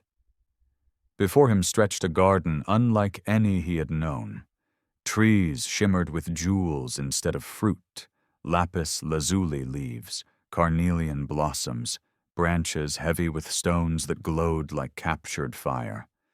Rivers of crystal water wound between them, and the air was cool, perfumed with fragrances unknown. It was a place of wonder, untouched by time. Gilgamesh collapsed to his knees, exhausted, his body broken, but his spirit surged. He had crossed darkness itself, and now he stood upon the threshold of the immortal's domain. "Enkidu," he whispered to the wind, "I will not let your death be in vain. I will find the secret, and I will wrestle life itself from the gods." And so he rose, his eyes fixed beyond the jeweled trees, toward the horizon where Utnapishtim, the Eternal One, waited. The journey was far from over, but Gilgamesh no longer walked as a king in pride. He walked as a man in search of deliverance, haunted by grief, driven by fear, and fueled by a desperate hope that life itself might yet yield its secret. Beyond the jeweled garden, Gilgamesh wandered until his strength waned again. The wonder of glowing trees and crystalline rivers could not erase the weight pressing on his soul. Though beauty surrounded him, he felt no joy, for every gleam of stone reminded him that all splendor meant little if the grave awaited in the end. His sandals wore thin, his face hollowed by exhaustion. Yet still he pressed forward, clutching the single thread that bound him, the hope that somewhere ahead lay Utnapishtim, the man who had escaped death. But before he reached that distant goal, his path curved to the shore of a vast sea. The water stretched farther than sight, dark and shimmering, its waves lapping against the sand with a rhythm like a heartbeat. On its edge sat a small dwelling, humble in contrast to the jeweled gardens he had left behind. Smoke curled from its roof, and the scent of roasting grain drifted on the breeze. It seemed an unlikely place to encounter wisdom, yet Gilgamesh, weary and half-broken, approached. There he found Siduri, a tavern keeper of the gods, her presence both ordinary and mysterious. She was no warrior, no priestess, yet her eyes carried a depth that unsettled him. She looked at Gilgamesh with pity and with knowing, as though she could see not only the man before her, but the grief clinging to him like dust. "Who are you?" she asked softly, "that you come here clad in skins, your face hollow with sorrow, your eyes burning with desperation?" Gilgamesh bowed his head, speaking with the raw honesty of a man stripped bare by loss. "I am Gilgamesh, king of Uruk. My brother lies dead, and I wander the earth seeking that which may save me from his fate. Tell me, woman, where may I find Utnapishtim, the Eternal One?" Siduri regarded him with quiet sadness. "Why seek the path no mortal was meant to walk? Death is the law of man, as sleep is the law of night. You cannot undo what the gods have decreed. Why waste your strength chasing shadows when life itself waits to be lived?" Her words stung him, though they were spoken gently. "What do you mean?" he asked, his voice sharp with desperation. "Life is not found in eternal breath," she said, "but in the days given to you. Eat your bread, drink your wine, wear clean garments, love the wife who holds you, cherish the child who walks beside you. These are the gifts men were granted, and they are enough. Why chase immortality when joy already lies in your hands? Gilgamesh clenched his fists, shaking his head. Enough! To rot in the ground, forgotten, while worms devour my body? To vanish like smoke when my name should endure like stone? No, woman, your counsel may comfort the meek, but I am no ordinary man. I am 2/3 divine, and I will not settle for crumbs when eternity may yet be grasped. Siduri sighed, for she knew the stubborn fire of men who refused to yield. Then if you will not heed me, at least know this. Beyond this sea lies the one you seek. Utnapishtim dwells across the waters of death, a place no mortal has crossed. To reach him, you must find Urshanabi, the boatman who serves him. Only he can guide you, if you are worthy. Her words lit a spark in Gilgamesh, a fragile flame of hope. He thanked her, though bitterness lingered in his voice, and turned from the dwelling. Yet her counsel remained, echoing in his heart like a voice he could not silence. Eat your bread, drink your wine. For a moment, he almost envied the simplicity she described, a life lived in small joys rather than endless striving. But grief and fear drove him onward, drowning out her wisdom. He followed the shoreline until he came upon a strange sight. Men worked there, fashioning ropes and oars, their hands scarred, their faces expressionless. At their center stood Urshanabi, the boatman, tall and stern, his eyes dark with secrets of the waters he crossed. Gilgamesh strode forward, his presence commanding even in his ragged state. "You are Urshanabi," he said. "You will take me across the waters of death to Utnapishtim." Urshanabi regarded him coolly. "The waters of death are not for mortal feet. They are poison to flesh, and no man may touch them and live. Why should I risk myself for you?" Gilgamesh's voice cracked with urgency. "Because I am Gilgamesh, king of Uruk. I have slain Humbaba. I have struck down the bull of heaven. I will not stop until I find the secret of life. If you deny me, I will break your boat and scatter your men." At this, Urshanabi's workers moved in alarm, but the boatman raised his hand. He studied Gilgamesh, weighing the fire in his eyes against the hollow hunger in his face. At last, he nodded. "Very well. But if you would sail with me, you must cut 300 poles, long and strong, to push us across. No oar may touch those waters. No hand may dip into their poison. Only with poles may we reach the far shore."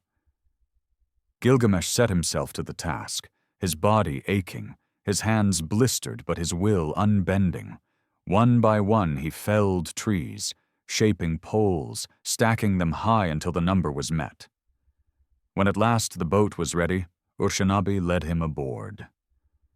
The vessel groaned under the weight of destiny as it slid into the dark waters. The journey was grim. With each pole, Gilgamesh pushed them forward, the poison of the waters hissing where it splashed. The air grew heavy, the sky darker, as though the very world resisted their passage. One by one, the poles were used, each carrying them farther from the living, closer to the place where Utnapishtim waited. Gilgamesh's arms burned, his breath came ragged, yet he did not stop. When the last pole was gone, he stripped the skins from his back and held them against the mast, letting the wind drive them the final distance. At last, land emerged from the mist, a shore untouched by time. Palms swayed gently, and the air was clear, almost too clear, as though the breath of eternity hung within it. Gilgamesh collapsed to his knees, trembling, exhausted but alive. Urshanabi pointed towards the horizon. "There," he said, "you will find him, Utnapishtim, the one who lives forever." Gilgamesh lifted his head, his eyes burning with hope and dread. He had crossed deserts, mountains, darkness, and waters of death. Now only one barrier remained, the truth that awaited in the face of the immortal. And so, though weary beyond measure, he rose and began to walk, each step carrying him closer to the secret he had chased through grief, terror, and endless night. The shore was quiet when Gilgamesh stepped upon it, so quiet that the sound of his breathing seemed to echo against the stillness. No gulls wheeled above the waves, no animals stirred in the brush, no insects hummed in the air. It was a silence so deep that it felt eternal, as though this place lay outside the reach of time.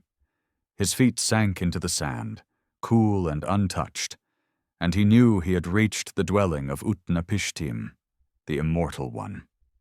Ahead, a figure waited. He was not the godlike presence Gilgamesh expected, not a warrior gleaming with celestial fire, nor a king robed in splendor. Instead, he was an old man, his face lined, his hair silvered by countless seasons, his body bearing the softness of long peace. He looked no different from a shepherd resting after work, yet in his eyes was a weight that no mortal gaze had ever carried, the weight of centuries. Gilgamesh approached, bowing low, though his pride made the motion stiff. "Are you Utnapishtim, the one who lives forever?" The old man studied him, his voice gentle yet edged with sorrow. "I am he, and you are Gilgamesh, king of Uruk, who left his city in grief and madness.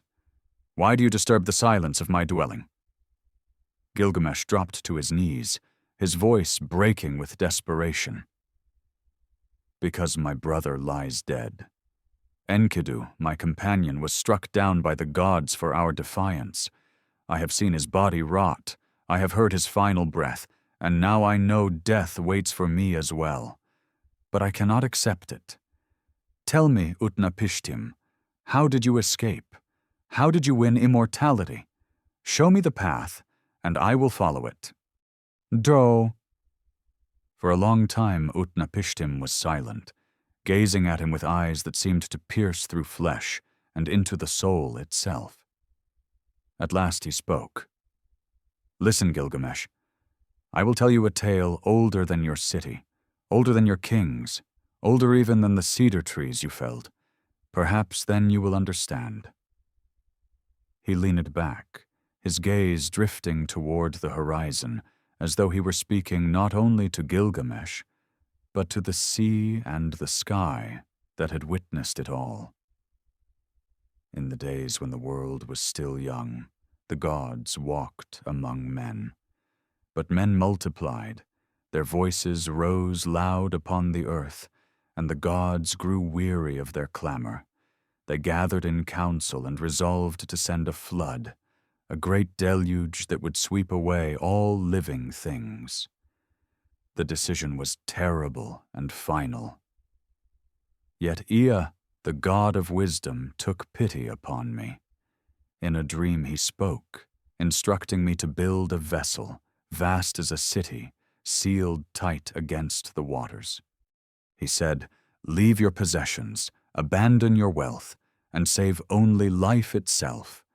Gather the seed of every living thing, bring your family, bring the craftsmen, and seal yourselves within." Gilgamesh listened, his breath shallow, as Utnapishtim's voice wove the memory of cataclysm. "I obeyed," the old man continued. "I built the vessel, cube-shaped, 7 decks high, its sides as long as a great field. When the appointed day came, I loaded it with beasts of the field and birds of the sky, with grain and with oil. My family and my workmen entered, and I sealed the door with pitch. Then the storm came. For 6 days and 6 nights the winds howled, the waters rose, and the earth was drowned. Mountains vanished beneath the waves. Men and beasts cried out, but the flood swallowed them all. On the 7th day, the storm ceased. The sea was flat, and all was silent. I opened a window, and the light revealed nothing but endless water. His eyes darkened as he spoke, as though he still saw the drowned world in his mind. I wept, for I knew mankind was ended. But on the 12th day, the vessel came to rest upon a mountain peak. I released a dove, but it found no perch and returned. I released a swallow, but it too returned. Then I released a raven, and it did not come back, for the waters had begun to recede. We stepped out upon dry land and offered sacrifice to the gods. The smoke rose, and the gods gathered, smelling the offering like hungry flies. They repented of their wrath, for they saw the ruin they had made, and so they blessed me and my wife, granting us life without end to dwell far from men, as a reminder of what once was. Silence followed his words, a silence heavy with the echo of drowned voices. Gilgamesh knelt, trembling, his mind reeling.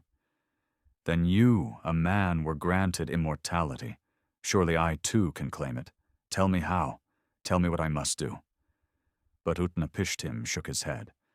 I did not earn this gift. It was given by chance, by sorrow, by the regret of gods. It cannot be granted again. No man may escape the fate of death, for it is the boundary set for all. Even you, Gilgamesh, mighty though you are, cannot cross it. Gilgamesh cried out in anguish, his fists striking the sand. No, I will not accept this. There must be a trial, a test, something to prove my worth. Give me a chance. Utnapishtim regarded him with pity. Very well. If you would prove your strength against death, then show me this. Master sleep. Stay awake for 6 days and 7 nights, and I will see if you are worthy. Gilgamesh's heart leapt with hope. Yes, he said, I will do it. Sleep shall not touch me. He sat upon the shore, his eyes burning with determination. But weariness clung to him, heavier than chains. His body, battered by grief and wandering, longed for rest. He fought it, clenching his fists, forcing his eyes open. Yet within moments, his lids drooped, his breath slowed, and he sank into slumber. Utnapishtim's wife watched with quiet compassion. See, she said softly, he cannot escape even sleep. How then can he escape death? Utnapishtim nodded. It is as I told him. He is a man, and all men must lie down one day. When Gilgamesh awoke, hours later, he cried out, insisting he had only just closed his eyes. But before him lay loaves of bread, baked by Utnapishtim's wife, one for each day he had slept. The first was hard as stone, the last still warm. Gilgamesh stared in horror, realizing he had been powerless even against rest. Shame and grief overwhelmed him. He bowed his head, his voice hoarse. Then all is lost. I have wandered, I have suffered, I have faced darkness, and still I cannot escape the fate of all men. Utnapishtim sighed, and for a moment compassion stirred in his ageless eyes. Though you cannot win eternity, there may yet be a gift for you. In the depths of the sea grows a plant, thorny yet fragrant, that has the power to renew youth. Fetch it, and though it will not make you immortal, it will restore your strength. Gilgamesh's eyes lit with desperate hope.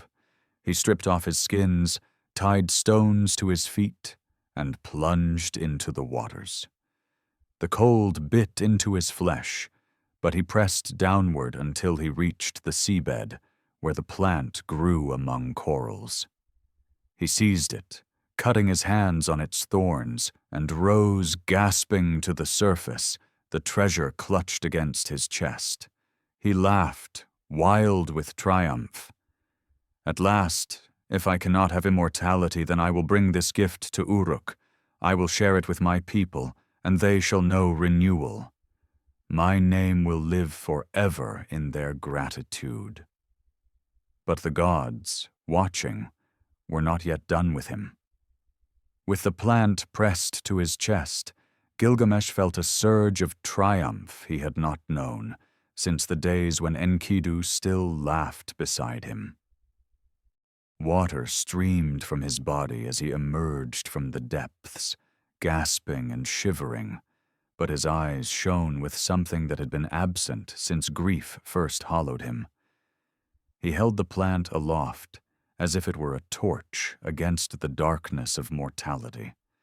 Its thorns had torn his palms, blood mingling with its sap, yet even the pain felt sweet. "This is it," he whispered, his voice breaking with wonder. Not eternity, perhaps, but renewal, a chance to begin again. He looked toward Uruk, the boatman, who stood silently on the shore, his face unreadable. "With this I will return to Uruk. I will share it with the old, so they may be young again. I will taste it myself, and life will be extended. Our city will flourish beyond imagining. The name of Gilgamesh will not fade." Uruk only nodded, though his eyes carried a shadow that Gilgamesh could not read. Together they prepared for the return journey, loading provisions, setting the boat once more upon the water. Gilgamesh guarded the plant with fierce devotion, wrapping it in cloth, keeping it always within reach. He spoke of his plans endlessly, how he would test it upon the elders, how he would make Uruk the envy of all nations, how Enkidu, had he lived, would have rejoiced to see such a gift. The dream carried him, bright and intoxicating, across the waters. When at last they reached the far shore, Gilgamesh's heart pounded with anticipation. The desert stretched before him once more, harsh and unyielding, yet it seemed less fearsome now, for he carried with him what no king had ever held.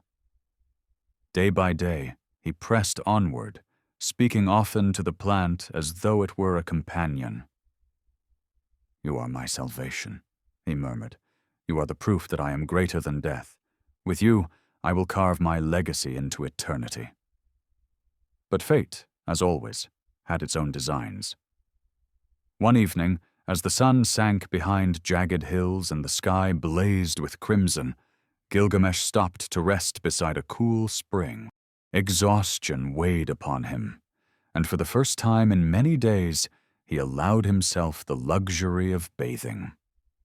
He laid the plant upon the ground, its thorny branches glistening in the fading light, and stepped into the water. The coolness soothed his battered body, easing aches that no triumph could erase. He closed his eyes, sighing, forgetting for a moment the burden he carried. It was then that a serpent came. Drawn by the fragrance of the plant, it slithered silently from the shadows. Its body was scaled with iridescence, shimmering in the twilight, its tongue flickering with hunger. In a single swift movement, it seized the plant and devoured it, thorns and all. At once, its skin split, and it shed its scales, leaving behind the old and gleaming anew with youth. Then, with a hiss that echoed like mockery, it slipped back into the darkness, leaving Gilgamesh standing in the spring, stunned. When he turned and saw the empty ground where the plant had lain, his cry pierced the desert. He rushed forward, clawing at the soil as though he could drag the serpent back, as though the earth might return what had been stolen.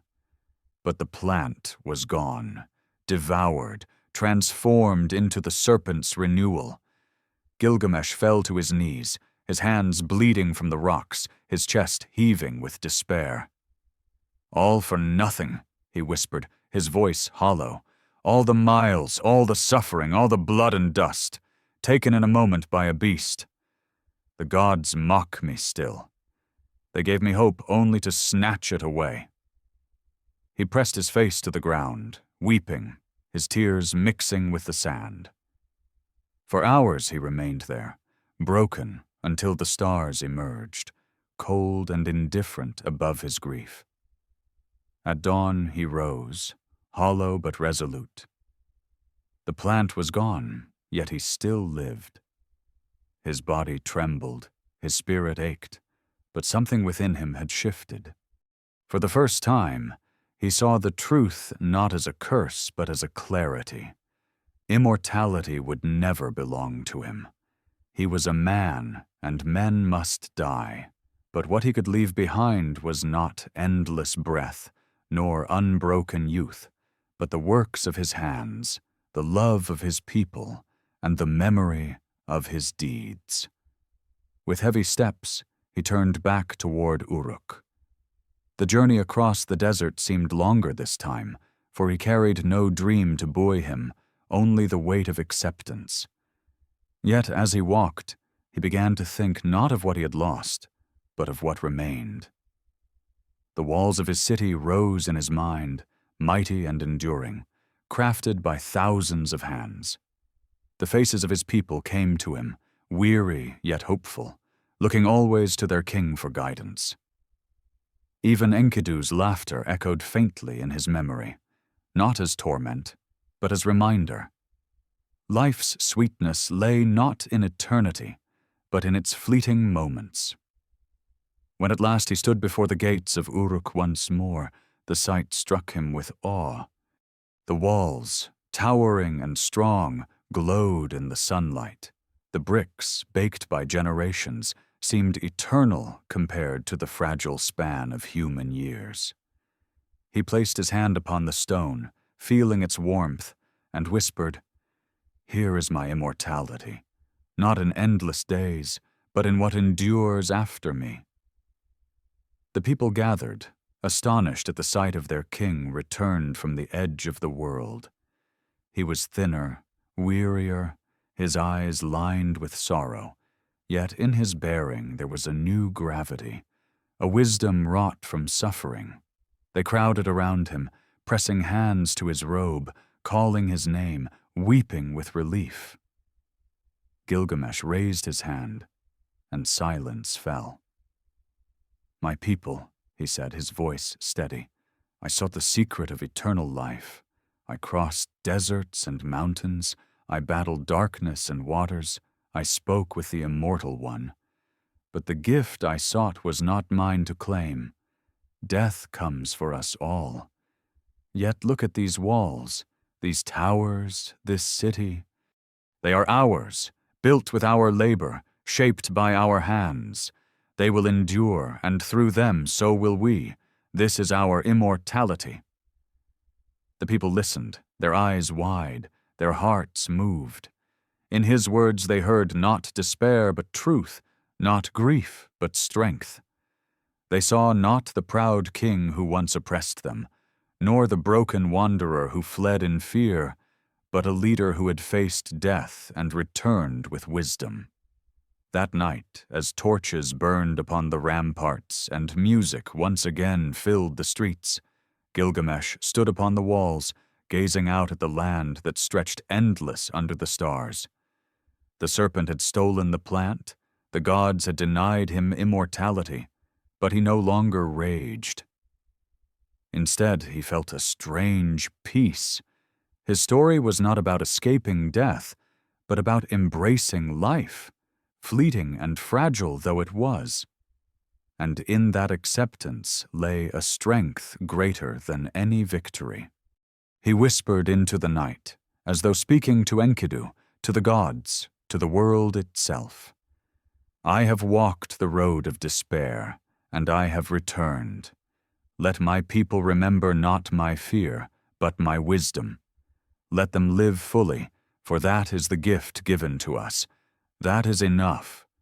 The walls of Uruk gleamed beneath the rising sun, each brick glowing with a warmth that seemed to pulse with life. Gilgamesh stood upon those walls as dawn spread across the plain, watching the light creep over fields and rivers, listening to the murmur of the waking city. Once, This view had filled him with pride, proof of his might, the symbol of his power. Now he saw it differently. These walls were not monuments to his name alone, but to the countless hands that had shaped them.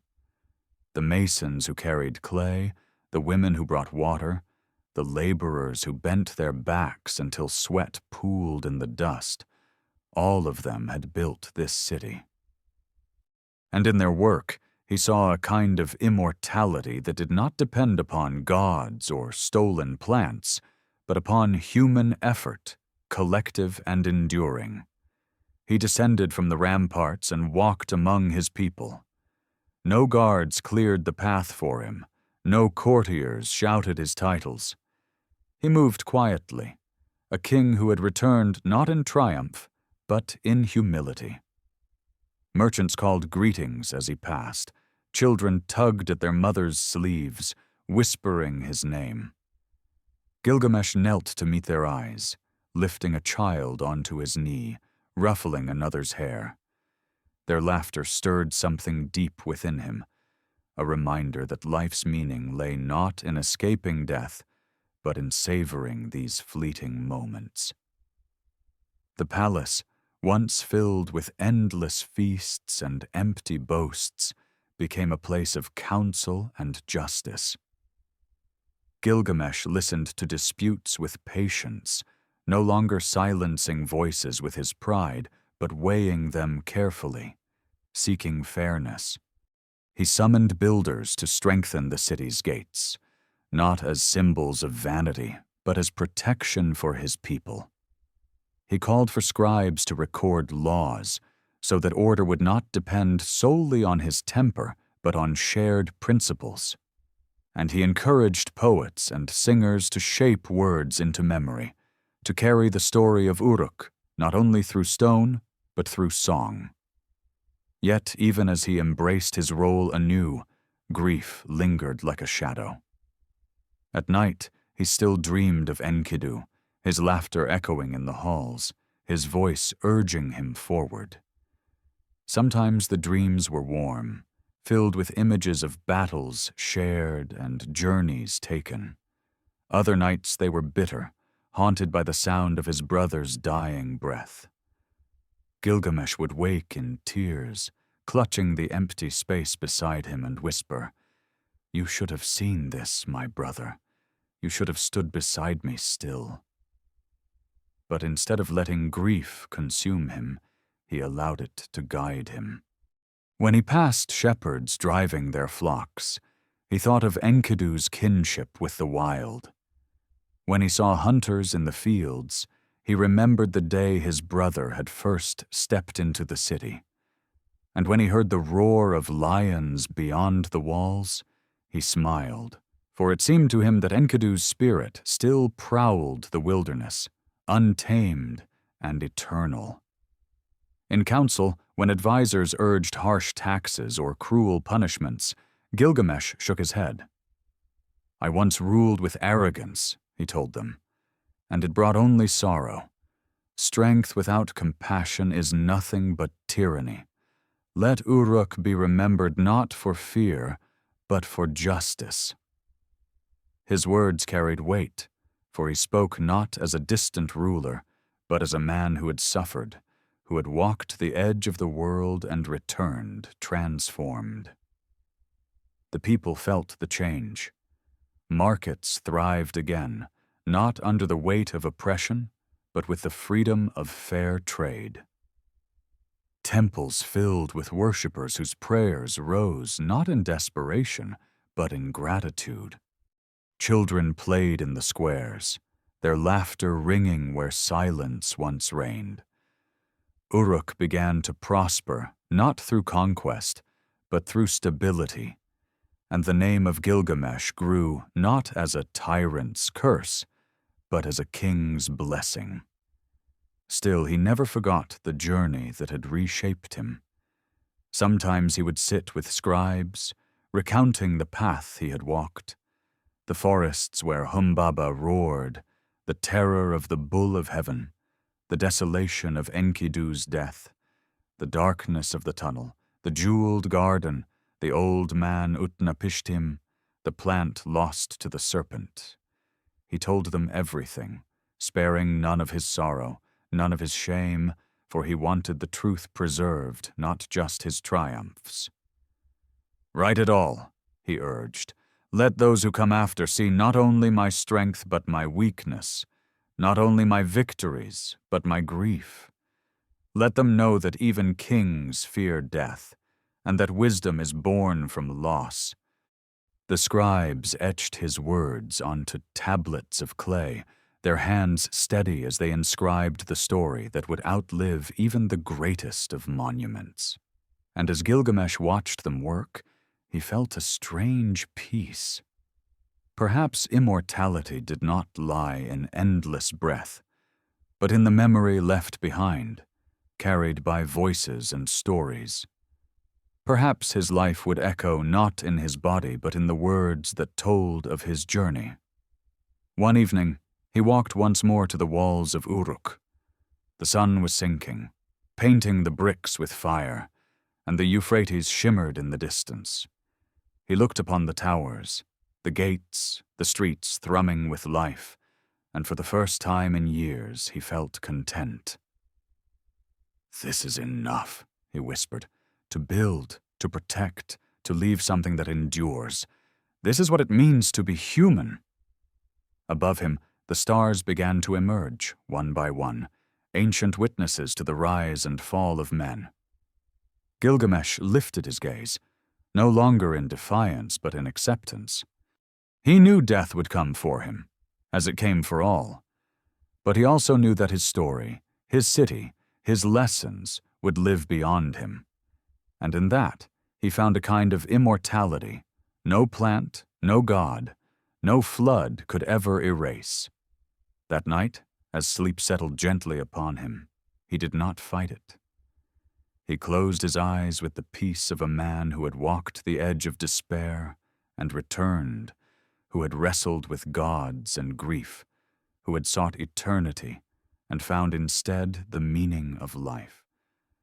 And somewhere, in the quiet of dreams, he heard Enkidu's laughter again, not in sorrow, not in mourning, but in joy, as though his brother too had found peace in the story they had written together. Years passed, and Uruk grew strong under the steady hand of its king. Gilgamesh, once consumed by arrogance and later by grief, now governed with a balance he had never known in his youth. His palace, once a stage for feasts and boasts, became a place where disputes were settled, where the poor could seek redress, where scribes worked to record not only decrees but stories, songs, and wisdom. The city thrived not through fear or conquest, but through fairness and foresight. The people felt the change most keenly. Merchants traveled from distant lands, drawn by the stability of Uruk's markets. Farmers harvested more than before, confident that their labor would not be swallowed by oppressive demands. Children grew up hearing not only of their king's strength, but also of his justice, and they spoke his name with admiration rather than dread. Mothers blessed him in their prayers, and fathers taught their sons that even the strongest of men must learn compassion.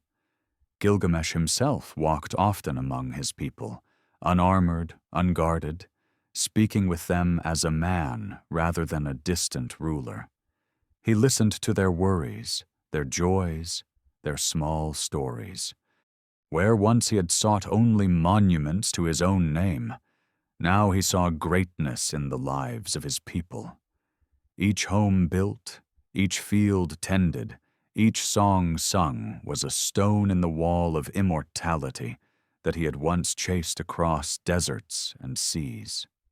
Yet, though peace had settled upon Uruk, Gilgamesh's heart never forgot the journey he had walked.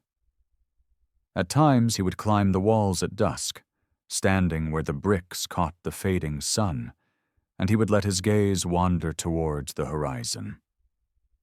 Beyond those hills he remembered the forest where Humbaba fell, the dust where the bull of heaven raged, the mountains that opened into tunnels of darkness, the waters of death that he had crossed. He remembered, too, the serpent that had stolen his last hope, its scales glimmering as it shed its skin. And most of all, he remembered Enkidu, his laughter ringing through the years like a bell that never faded. In those moments of solitude, he whispered into the wind, as though speaking to the spirit of his brother. I live, Enkidu, but not as I once did. I live not for conquest, but for the people. You taught me that. Your death carved that lesson into me deeper than any blade could cut. If you watch from beyond, know that Uruk thrives, and that your memory walks in every street, in every field, in every song. The legend of Gilgamesh began to spread beyond Uruk's walls. Caravans carried tales along the Euphrates, across the deserts, through mountains, to kingdoms that had never seen the city's gleaming towers. They spoke of a king who had fought giants and gods, who had crossed into the land of immortality, who had returned not with eternal life, but with wisdom that reshaped his people. Some told the story as a warning against pride, others as a testament to endurance, others still as a hymn to friendship. The story grew, shifting with each tongue, yet always returning to the figure of a king who had sought eternity and found instead the meaning of life. Poets came to Uruk, drawn by the magnetic pull of his legend. They sought his counsel, recorded his words, and shaped them into verses that could be sung in distant courts. Some even traveled with him on short journeys to neighboring cities, watching as he spoke with rulers, not as a conqueror, but as an equal, sharing knowledge rather than demanding tribute. In this way, Gilgamesh became not only a king, but a symbol, a figure whose story carried lessons for peoples who had never set foot in Uruk. Yet age crept upon him, as it creeps upon all men. His hair silvered, his steps slowed, though his stature remained imposing. He felt the weight in his bones when he climbed the palace stairs, the ache in his muscles when he lifted a spear. The vigor of youth had left him, yet he did not resist it as once he might have. Instead, he embraced it as part of the law he had finally accepted, that life is measured not in endless days, but in the fullness of those given. Still, he feared one thing, that his story might be lost when his body was laid to rest. And so he gathered scribes and commanded them to carve his tale into tablets of clay. Not only the triumphs, but the grief, the failures, the losses. He told them of Enkidu, of their battles, of their friendship, of his brother's death. He told them of his journey through mountains and seas, of Utnapishtim and the flood, of the plant devoured by the serpent. He told them of the wisdom he brought back to Uruk, the acceptance he found at last. "Write it all," he said, his voice firm though his eyes shone with tears. "Let future generations know that even kings are mortal, and that greatness lies not in endless life, but in how life is lived." The scribes obeyed, their styluses pressing symbols into wet clay, line by line, until the story filled dozens of tablets. They baked them in fire so the words would endure beyond the crumble of years. And as Gilgamesh watched, he felt peace. For though he knew his body would one day return to dust, his voice would remain in those marks, his story preserved for those who had not yet been born. One night, as he sat alone in the quiet of his chamber, the torches burning low, Gilgamesh closed his eyes and let memory wash over him. He saw once more the face of Enkidu, wild and free, laughing in the streets of Uruk as they wrestled, fighting Humbaba side by side, defying the bull of heaven, sharing bread and wine, sharing dreams and fears. He felt again the weight of his brother's hand upon his shoulder, the bond that had changed him from tyrant to king. Tears slipped down his face, but they were no longer bitter. They were soft, like rain that nourishes rather than destroys. He whispered into the silence, "We are both gone, and yet we are both here. My story carries yours. Your laughter carries my sorrow. Together we endure."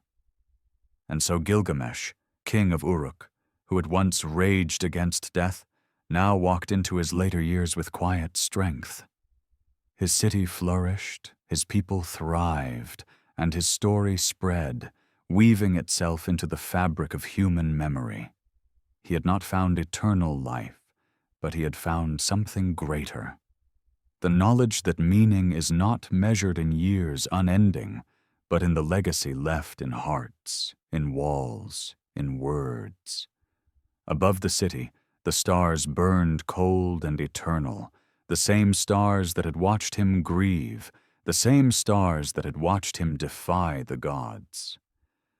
And though his life would one day end, the story of Gilgamesh would continue, carried in whispers and songs, in tablets of clay and the memory of humankind, long after the dust of his bones had vanished into the earth. Time moved forward, as it always does, indifferent to kings and cities alike. Seasons rolled across the plains of Mesopotamia.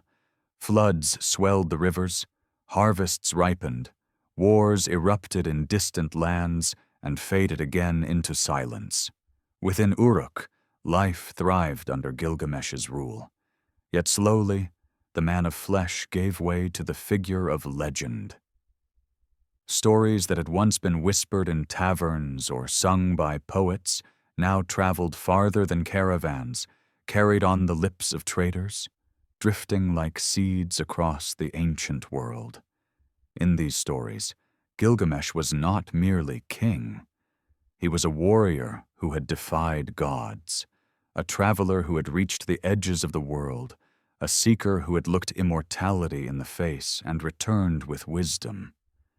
Some tales softened the truth, making him flawless, unerring. Others sharpened it, painting him as a figure of wrath who dared too much. Yet in each telling, his humanity blurred into myth, until it became difficult to say where the man ended and the legend began. Children of Uruk grew up playing games where one pretended to be Gilgamesh and another Enkidu, wrestling in the dust of the streets. Merchants invoked his name when swearing honesty, soldiers painted his likeness on their shields, and priests recited his story as both warning and inspiration. "Remember," they told their congregations, "even Gilgamesh, who crossed seas and spoke with the Immortal One, could not escape death. Live well in the days given to you." Gilgamesh himself heard these stories and felt the strangeness of living long enough to watch himself become something more than human.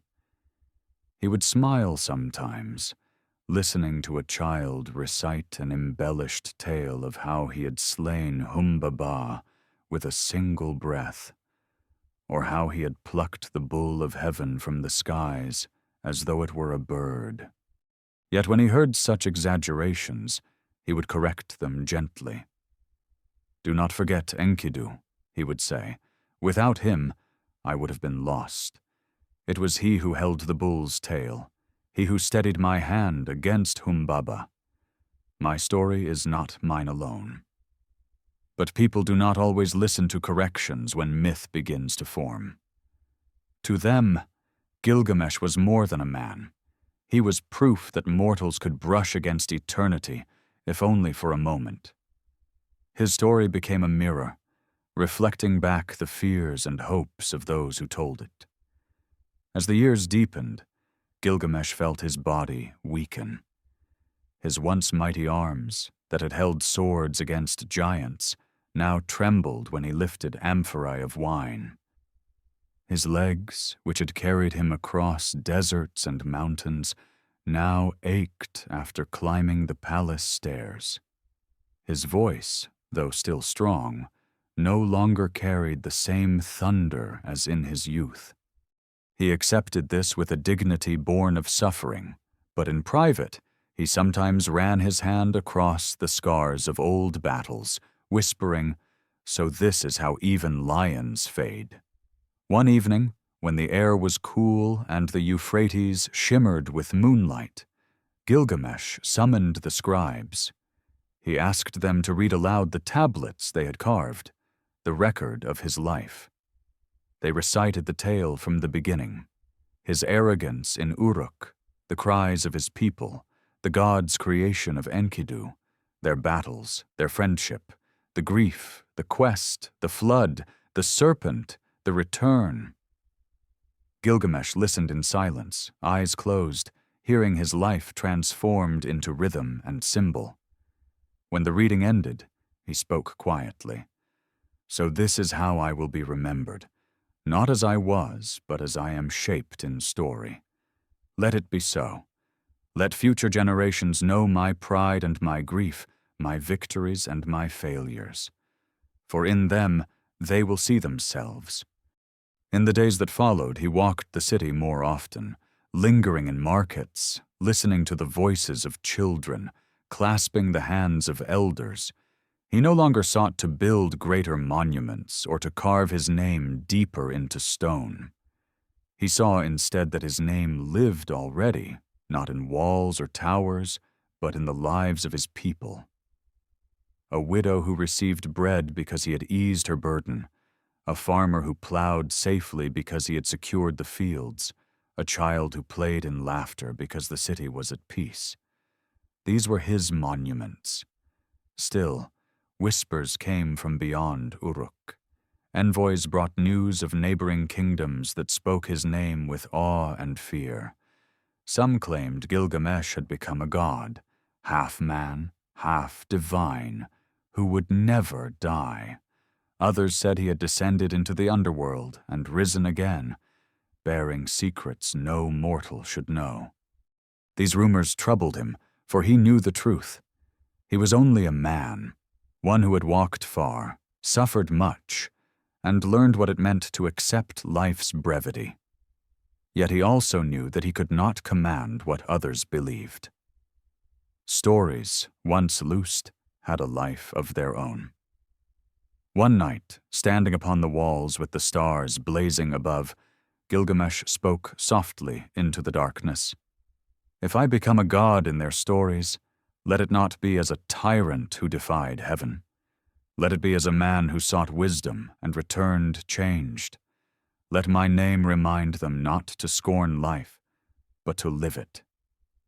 As if in answer, a warm wind swept across the city, carrying with it the scents of earth and river, of bread baking in the night, of fires burning in homes.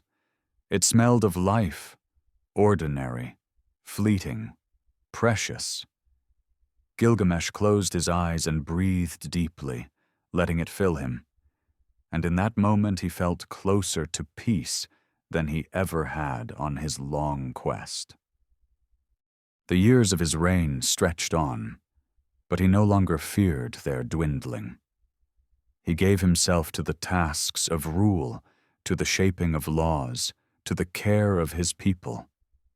He became not just a king, but a teacher, guiding younger men who would inherit the mantle of leadership after him. He spoke to them of justice, of mercy, of the folly of pride, of the inevitability of death. "Remember," he told them, "I walked to the ends of the earth, searching for a secret that was never mine to hold. What I found was not immortality, but the truth that each life is a gift. Do not waste it in arrogance. Use it to build, to love, to protect. That is how we endure. Thus Gilgamesh, once the restless storm of Uruk, became its calm. His legend grew even as his body aged, his story spreading far beyond the city's walls. And though he knew the day of his death would come, he no longer raged against it. He had made his peace, not with eternity, but with the moment. And so, as the moon traced its path across the night sky, and the stars watched in silence, Gilgamesh the man faded slowly into Gilgamesh, the myth. The seasons turned, and the weight of years settled upon Gilgamesh. His hair, once black as obsidian, grew white like the salt plains of the desert. His shoulders, once broad enough to bear the weight of battle, stooped with age. His hands, that had once struck lions and giants, now trembled when lifting a cup of water. Yet though his body weakened, his spirit carried a calm strength that even youth had never known. He had raged against death, defied the gods, crossed the very edge of the world. And now, in the twilight of his years, he learned what it meant to meet time not with fear, but with acceptance. In Uruk, the people whispered of his age, but not with scorn. They spoke with reverence, as children speak of fathers and elders of ancestors.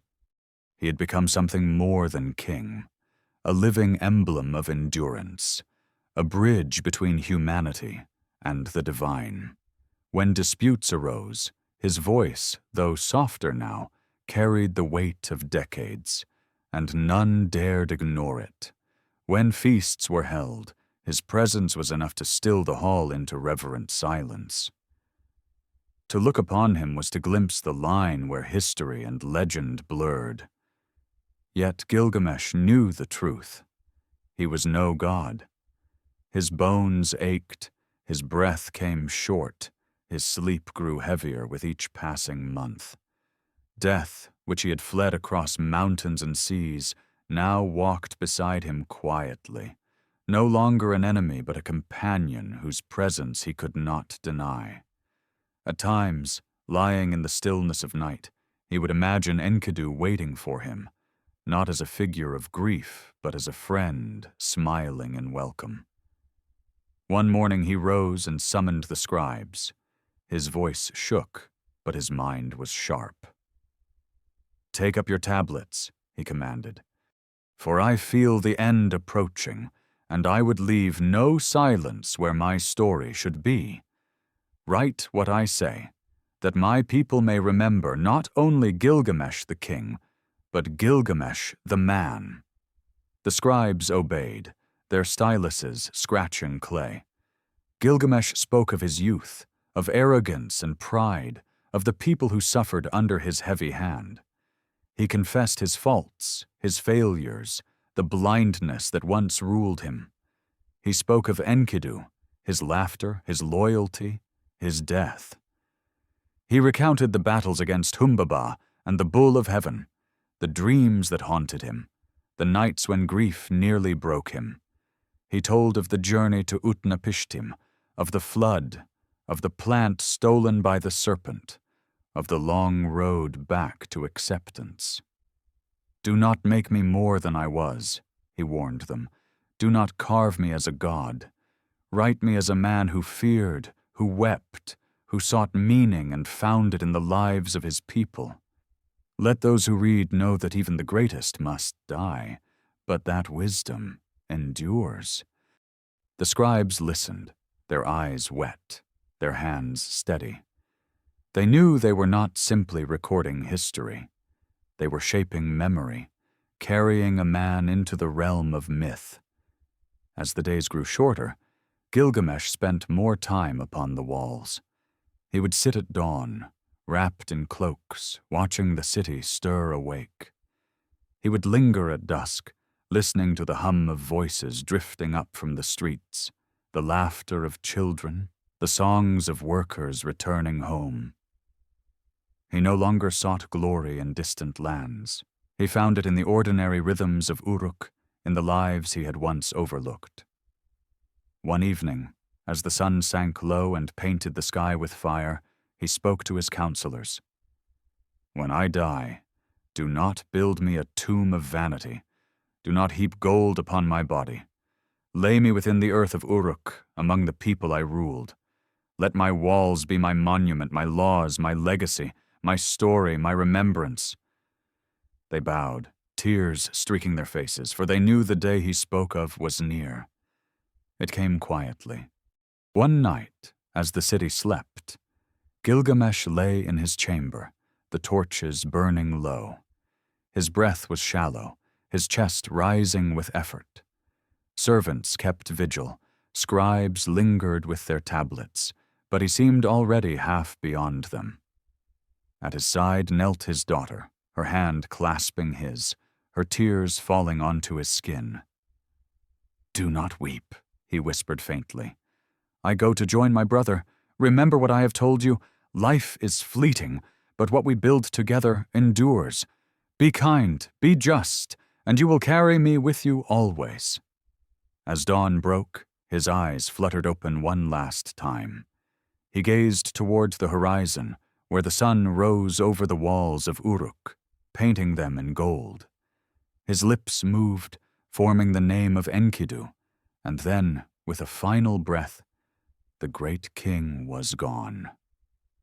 The city mourned as it had never mourned before. Bells rang, drums fell silent, markets closed. Men tore their garments, women wept in the streets, children clung to their parents, frightened by the grief that swept over all. For 7 days and 7 nights, the people wailed as though the very foundations of Uruk trembled. His body was carried through the streets upon a bier draped in woven cloth, surrounded by offerings of bread, wine, and flowers. Thousands followed, their voices raised in lament, their tears staining the dust. The walls echoed with the sound, a chorus of mourning that reached beyond the city into the plains.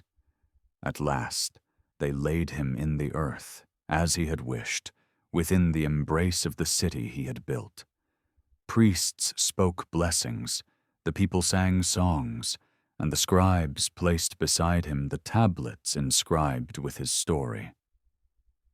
"So that," they said, "the memory of Gilgamesh will never fade." When the earth closed over him, silence fell once more. Yet it was not the silence of despair, but of reverence, the stillness that follows when a chapter ends and a legend begins. In the years that followed, travelers came to Uruk not only for trade, but to hear the story of its king. Poets sang of him in distant lands, shaping his life into verses that echoed across generations. Some called him a god, others a hero, others still a man who walked too far into the realm of the divine. But all agreed, his name would not be forgotten. And so Gilgamesh, who once raged against death, who crossed the edge of the world seeking eternity, found in the end a different kind of immortality. His body lay in the earth, but his story lived, carried in clay and memory, in song and stone. The man had died, but the myth endured. Above the city, the stars burned as they always had, ancient and unyielding, watching as one life ended and a legend took root. And in that eternal silence, the voice of Gilgamesh seemed still to whisper, "Life is fleeting, but what we leave behind endures." Generations passed, and the dust of Gilgamesh's grave settled into the earth of Uruk. The man was gone, but his presence lingered in ways that neither time nor silence could erase. Children grew up hearing his name before they knew their own. Farmers spoke of him when they watered the fields. Merchants invoked his memory when swearing fairness. And mothers told their children that their king had once walked to the ends of the earth and returned with wisdom. The scribe's tablets, baked hard in the kilns, preserved his story line by line. They were stored in temples, hidden in archives, carried along trade routes to distant cities. Some tablets fractured, others crumbled, yet the tale endured, copied and retold, reshaped in new tongues. Each retelling bent the truth slightly, but none erased the heart of the story. A king who sought eternity, who lost his dearest friend, who returned not with immortality but with wisdom to guide his people. Over time, the details shifted. In one land, Gilgamesh was remembered as a half-god, striding across the earth with the thunder of storms at his heels.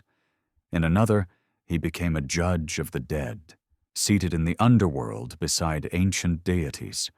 Some told that he had never truly died, but slept beneath Uruk's walls, waiting for the day his people would need him again. Others whispered that he had become a constellation, his figure drawn among the stars, watching over the city he loved. These myths, though far from the truth, carried a deeper power. They transformed Gilgamesh from a mortal king into something timeless, a symbol of humanity's restless hunger to endure. Where once he had been a man of flesh, scarred and broken, he now lived as a story woven into the fabric of human imagination. Uruk itself bore his legacy in stone. The walls he had strengthened still stood, their bricks weathered but unyielding, a testament to the labor of thousands. Travelers approaching the city marveled at their height and breadth, and guides would tell them, "These are the walls of Gilgamesh. He built them so that his people might endure, and through them he endures too." The Euphrates flowed past, carrying barges laden with goods, and the city thrived long after his bones had faded. Poets found in his story a mirror for their own questions. They sang of friendship, of grief, of the futility of seeking eternity. In taverns, wanderers compared their own journeys to the great march of Gilgamesh. Priests used his tale to teach humility. "See," they would say, "even the mightiest could not escape death. Live rightly in the days granted to you." Kotorn. And yet, alongside these sober lessons, there was wonder. Children gasped when they heard of Humbaba's roar shaking the forest, of the bull of heaven trampling Uruk's streets, of the serpent shedding its skin after stealing the plant of youth. Their eyes widened at the thought that a man, even a king, had dared to face such marvels. In their imaginations, Gilgamesh became not only a figure of wisdom, but of adventure, a hero whose courage blazed like fire against the darkness of the unknown. In the centuries that followed, new kingdoms rose and fell. Empires carved themselves across the land, their banners fluttering for a time before vanishing into dust. Yet the name of Gilgamesh remained.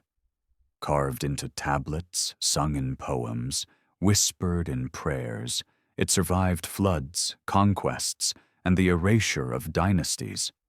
It lived not because it promised immortality, but because it spoke to the ache within every human heart, the fear of death, the longing for friendship, the search for meaning.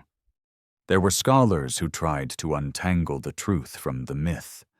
They studied the old tablets, compared lines from one city to another, debated what was real and what was legend.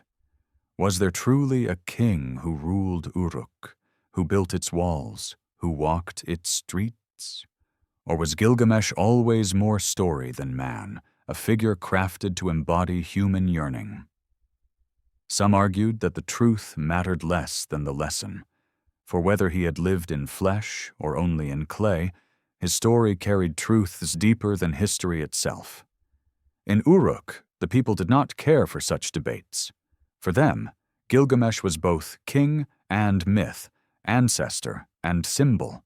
At festivals, they reenacted his battles, young men dressing as Humbaba, others as Gilgamesh and Enkidu, wrestling in the dust as laughter echoed through the streets. In temples, priests chanted his name in prayers, calling upon his memory as though it carried divine power. At weddings, couples were told to love as Gilgamesh loved his friend, fiercely and loyally. At funerals, mourners remembered his grief, taking comfort that even the greatest had wept as they now wept. Thus the man who once raged against death became the companion of those who faced it. His story gave meaning to loss, courage to grief, and dignity to the brevity of life. In this way, Gilgamesh achieved the immortality he had sought, not in endless breath, but in the way his name lived on in the hearts of his people. The centuries stretched long, and the deserts shifted, covering temples and palaces. Cities crumbled, empires dissolved. But buried in the earth, the clay tablets endured, waiting silently. Long after the hands that shaped them had turned to dust, they held their marks, their stories, their echoes of a man who had once walked the earth. And one day, in an age far distant from Gilgamesh's own, scholars and dreamers would unearth those tablets, brushing away the soil to reveal his tale. They would puzzle over the lines, marvel at the poetry, and whisper to themselves, "Here is the oldest story we have ever found, the voice of a man who lived 4,000 years ago, still speaking to us across time." In that moment, Gilgamesh's immortality would be renewed once again, not in Uruk alone, but across the entire world. For his story, preserved in clay and carried in myth, would leap across millennia to reach the ears of new generations who would recognize themselves in his longing, his grief, his desperate hope. And thus, the king who had once sought eternity and failed had, in the end, succeeded more fully than he could ever have imagined. Above all, the lesson remained clear. Immortality does not lie in endless days, but in the stories that survive us, the bonds we forge, the lives we touch. Gilgamesh's life had become a testament to this truth, a beacon reminding humanity that though we are mortal, our words, our deeds, and our love may outlast us. And so, though Uruk's walls would one day crumble and its streets fall silent, the story of its king would endure, etched not only into clay, but into the human heart itself.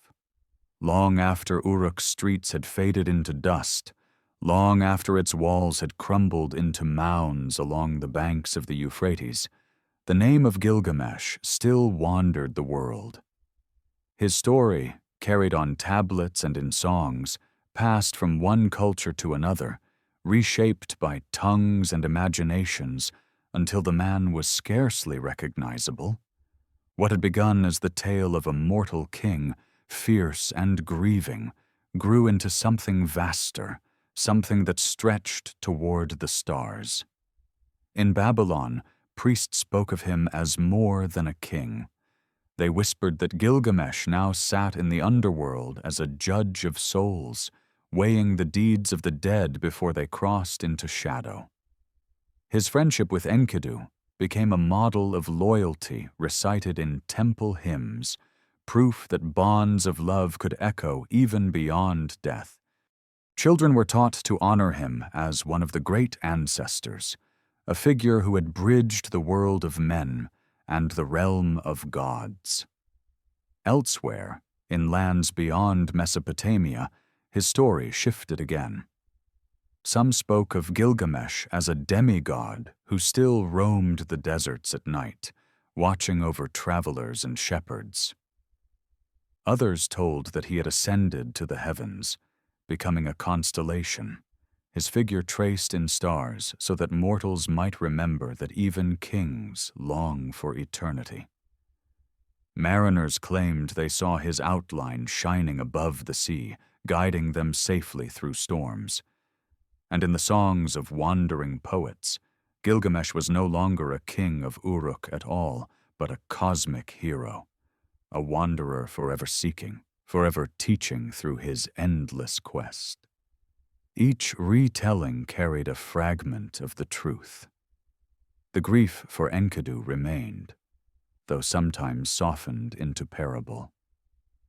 The journey to Utnapishtim survived, though some said he reached paradise itself, while others swore he returned with the secret of life hidden in riddles. The serpent that stole the plant appeared again and again, transformed in some places into a dragon, in others into a trickster spirit, always the symbol of loss and the fragility of hope.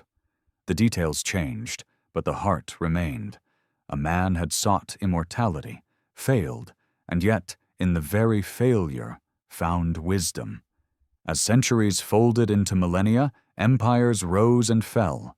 Assyria marched with iron, Babylon with law, Persia with vast armies, Greece with philosophy, Rome with empire. Yet through them all, fragments of Gilgamesh's story lingered. Sometimes it was hidden in libraries, forgotten until unearthed. Sometimes it was woven into new myths. His name altered, his story reshaped. A flood remembered in his tale appeared again in the scriptures of later peoples, echoing across faiths. A friendship like his with Enkidu resurfaced in epics of other lands, mirrored in pairs of heroes whose bond defined their journeys. Again and again, humanity returned to the same themes: grief, longing, the inevitability of death, the hope of something more. For Gilgamesh was no longer only Mesopotamia's king. He had become humanity's mirror. Wherever his story traveled, people recognized themselves in him. The fear of mortality, the ache of loss, the restless hunger for meaning. A peasant in Babylon, a fisherman in Greece, a shepherd in the hills of Canaan, a poet in Rome. Each could hear the story and see his own life reflected within it. In that recognition, the king of Uruk achieved what he had once thought impossible. He became universal. Archaeologists, centuries later, would one day unearth the clay tablets from the ruins of Nineveh, brushing away soil to reveal cuneiform lines pressed by ancient hands. Scholars would squint at the marks, piecing together syllables, words, verses. Slowly, the story of Gilgamesh would rise again, not as myth whispered in temples, but as the world's oldest surviving epic. Modern readers, living in lands and times unimaginable to the scribes of Uruk, would encounter his grief for Enkidu, his fear of death, his desperate quest for eternal life. And across the gulf of 4,000 years, they would feel the same ache. In this way, Gilgamesh lived again. His immortality, denied to him in life, was granted in story, reborn every time a reader traced the lines of his journey. Though his bones had long since turned to dust, his voice carried forward, reminding each generation of the fragility and beauty of life. The irony was clear. In chasing eternity through impossible feats, he had failed. Yet in accepting his mortality and leaving his story behind, he had succeeded beyond measure. Few kings are remembered after their tombs crumble. Fewer still are remembered after 4,000 years. But Gilgamesh, who had once feared being forgotten, became the oldest story we still tell. And so the man who had cried out in terror at death found himself transformed into a symbol of life's meaning. He became not only a king or a hero, but a companion to all who feared their own mortality. When a reader mourns a friend, they hear echoes of Gilgamesh's lament for Enkidu. When a person lies awake fearing the end, they feel his desperation on the journey to Utnapishtim. And when they finally accept the brevity of their days, they walk the same path he walked upon, returning to Uruk, gazing upon its walls with peace instead of defiance. It is said that myths never die because they are not about gods or heroes alone, they are about us. Gilgamesh's story endures not because of cedar forests or divine bulls or flood myths, but because it captures the core of what it means to be human, to love, to lose, to fear, to seek, to accept. That is why his name, carved first in clay by ancient scribes, still stirs in the hearts of people thousands of years later. And so the king of Uruk, who once raged against death, now walks quietly beside every mortal who wonders about the meaning of their own days. His immortality is not in the beating of his heart, but in the beating of ours when we hear his story. His eternity is not in unending breath, but in the endless retelling of his journey.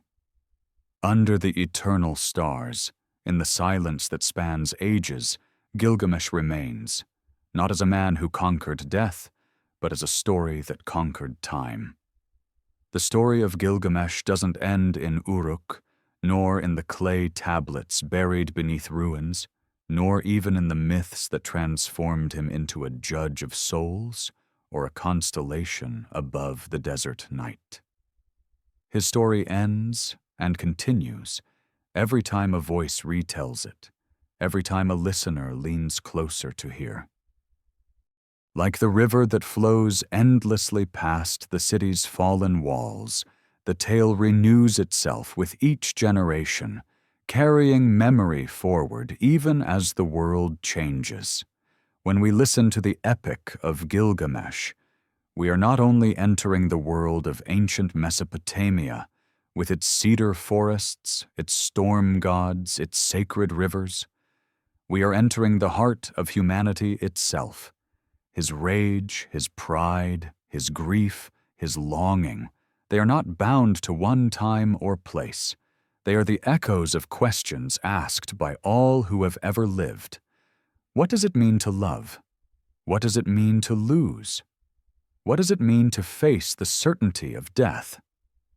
The brilliance of the story lies not in its answer, but in its journey. Gilgamesh never found the eternal life he sought. The plant that promised renewal was snatched away by a serpent, vanishing as suddenly as hope itself. Yet in the ashes of disappointment, he discovered something greater, that immortality lies not in endless days, but in what we build, in the lives we touch, in the memory that outlives us. This truth, simple and profound, is as relevant now as it was when the first scribe pressed wet clay with his stylus. Think of the irony. Gilgamesh, who feared being forgotten, is remembered more than any king of his age. The walls of Uruk have crumbled, yet his story remains intact. His grief for Enkidu still moves us, his terror of death still mirrors our own, his final acceptance still offers solace. Through the story, he achieved what he could not grasp in life. He became immortal, not as flesh, but as narrative. In this way, Gilgamesh is not so different from us. We too build walls of memory. We tell stories of those we love, so they will not vanish entirely. We carve names into stone, write words into books, capture images in photographs, hoping that some part of us will endure. We know that death comes for us, as it came for kings and shepherds alike, but still we resist the silence by leaving traces. Gilgamesh's story is the oldest of those traces, a voice from 4,000 years ago still whispering in our ears. I was here. I lived. I loved. I sought. And so do you. There is a quiet comfort in this. To know that across the span of ages our fears and hopes have not changed. To know that when we grieve, when we despair, when we search for meaning, we are walking the same path as those who came before us. Gilgamesh's footsteps are worn into that path, guiding us not with divine answers but with human honesty. He does not say, "You will not die." He says, "I too feared death. I too wept for my brother. I too searched for something more. And though I failed, I found wisdom in the search itself." Perhaps this is why the epic still endures. Not because it offers escape from mortality, but because it shows us how to live within it. The story invites us to look around, as Gilgamesh finally did, and see the walls we have built, the bonds we share, the fleeting beauty of each day. It reminds us that even in loss, there is love. Even in impermanence, there is meaning. And so, as the tale draws to its close, we stand with Gilgamesh one final time upon the walls of Uruk. The sun sets across the plain, gilding the bricks in fire, while the river flows steadily below. The city hums with life, children laughing in courtyards, merchants calling in markets, women baking bread, men tending flocks. The king gazes upon it all and feels peace, knowing that this, not eternity, is his true legacy. His hand rests upon the stone, rough and warm beneath his fingers. He whispers to himself, to the gods, to the ages, "This is enough." And then, slowly, the image fades. The walls crumble into dust, the river changes its course, the people vanish into the folds of time. Yet the story remains, etched into clay, etched into memory. It travels across deserts and oceans, carried into libraries, translated into tongues Gilgamesh could never have imagined. It is recited in schools, studied in universities, whispered in homes, read by solitary souls in the quiet of night. Each time, the story lives again, and Gilgamesh lives with it. That is his immortality. Not the breath he once sought, not the youth he once clung to, but the endurance of his voice across the gulf of centuries. A king of a vanished city, still speaking to us as though he were beside us, as though his hand rested on our shoulder, reminding us that life's brevity does not diminish its value, it magnifies it. And so as we close the epic, we do not say farewell. We carry it with us in the questions we ask, in the griefs we endure, in the moments when we gaze upon our own walls, our families, our cities, our works, and wonder what will remain when we are gone. In those moments, Gilgamesh stands with us, a companion from the dawn of civilization whispering, "Live, love, build, remember." That is enough. Welcome, then, to the oldest story in the world. Welcome to the voice that crossed millennia to find you here. Welcome to Gilgamesh, king, seeker, mourner, teacher. His journey is over, but ours continues. And as long as we carry his story, neither he nor we are ever truly alone.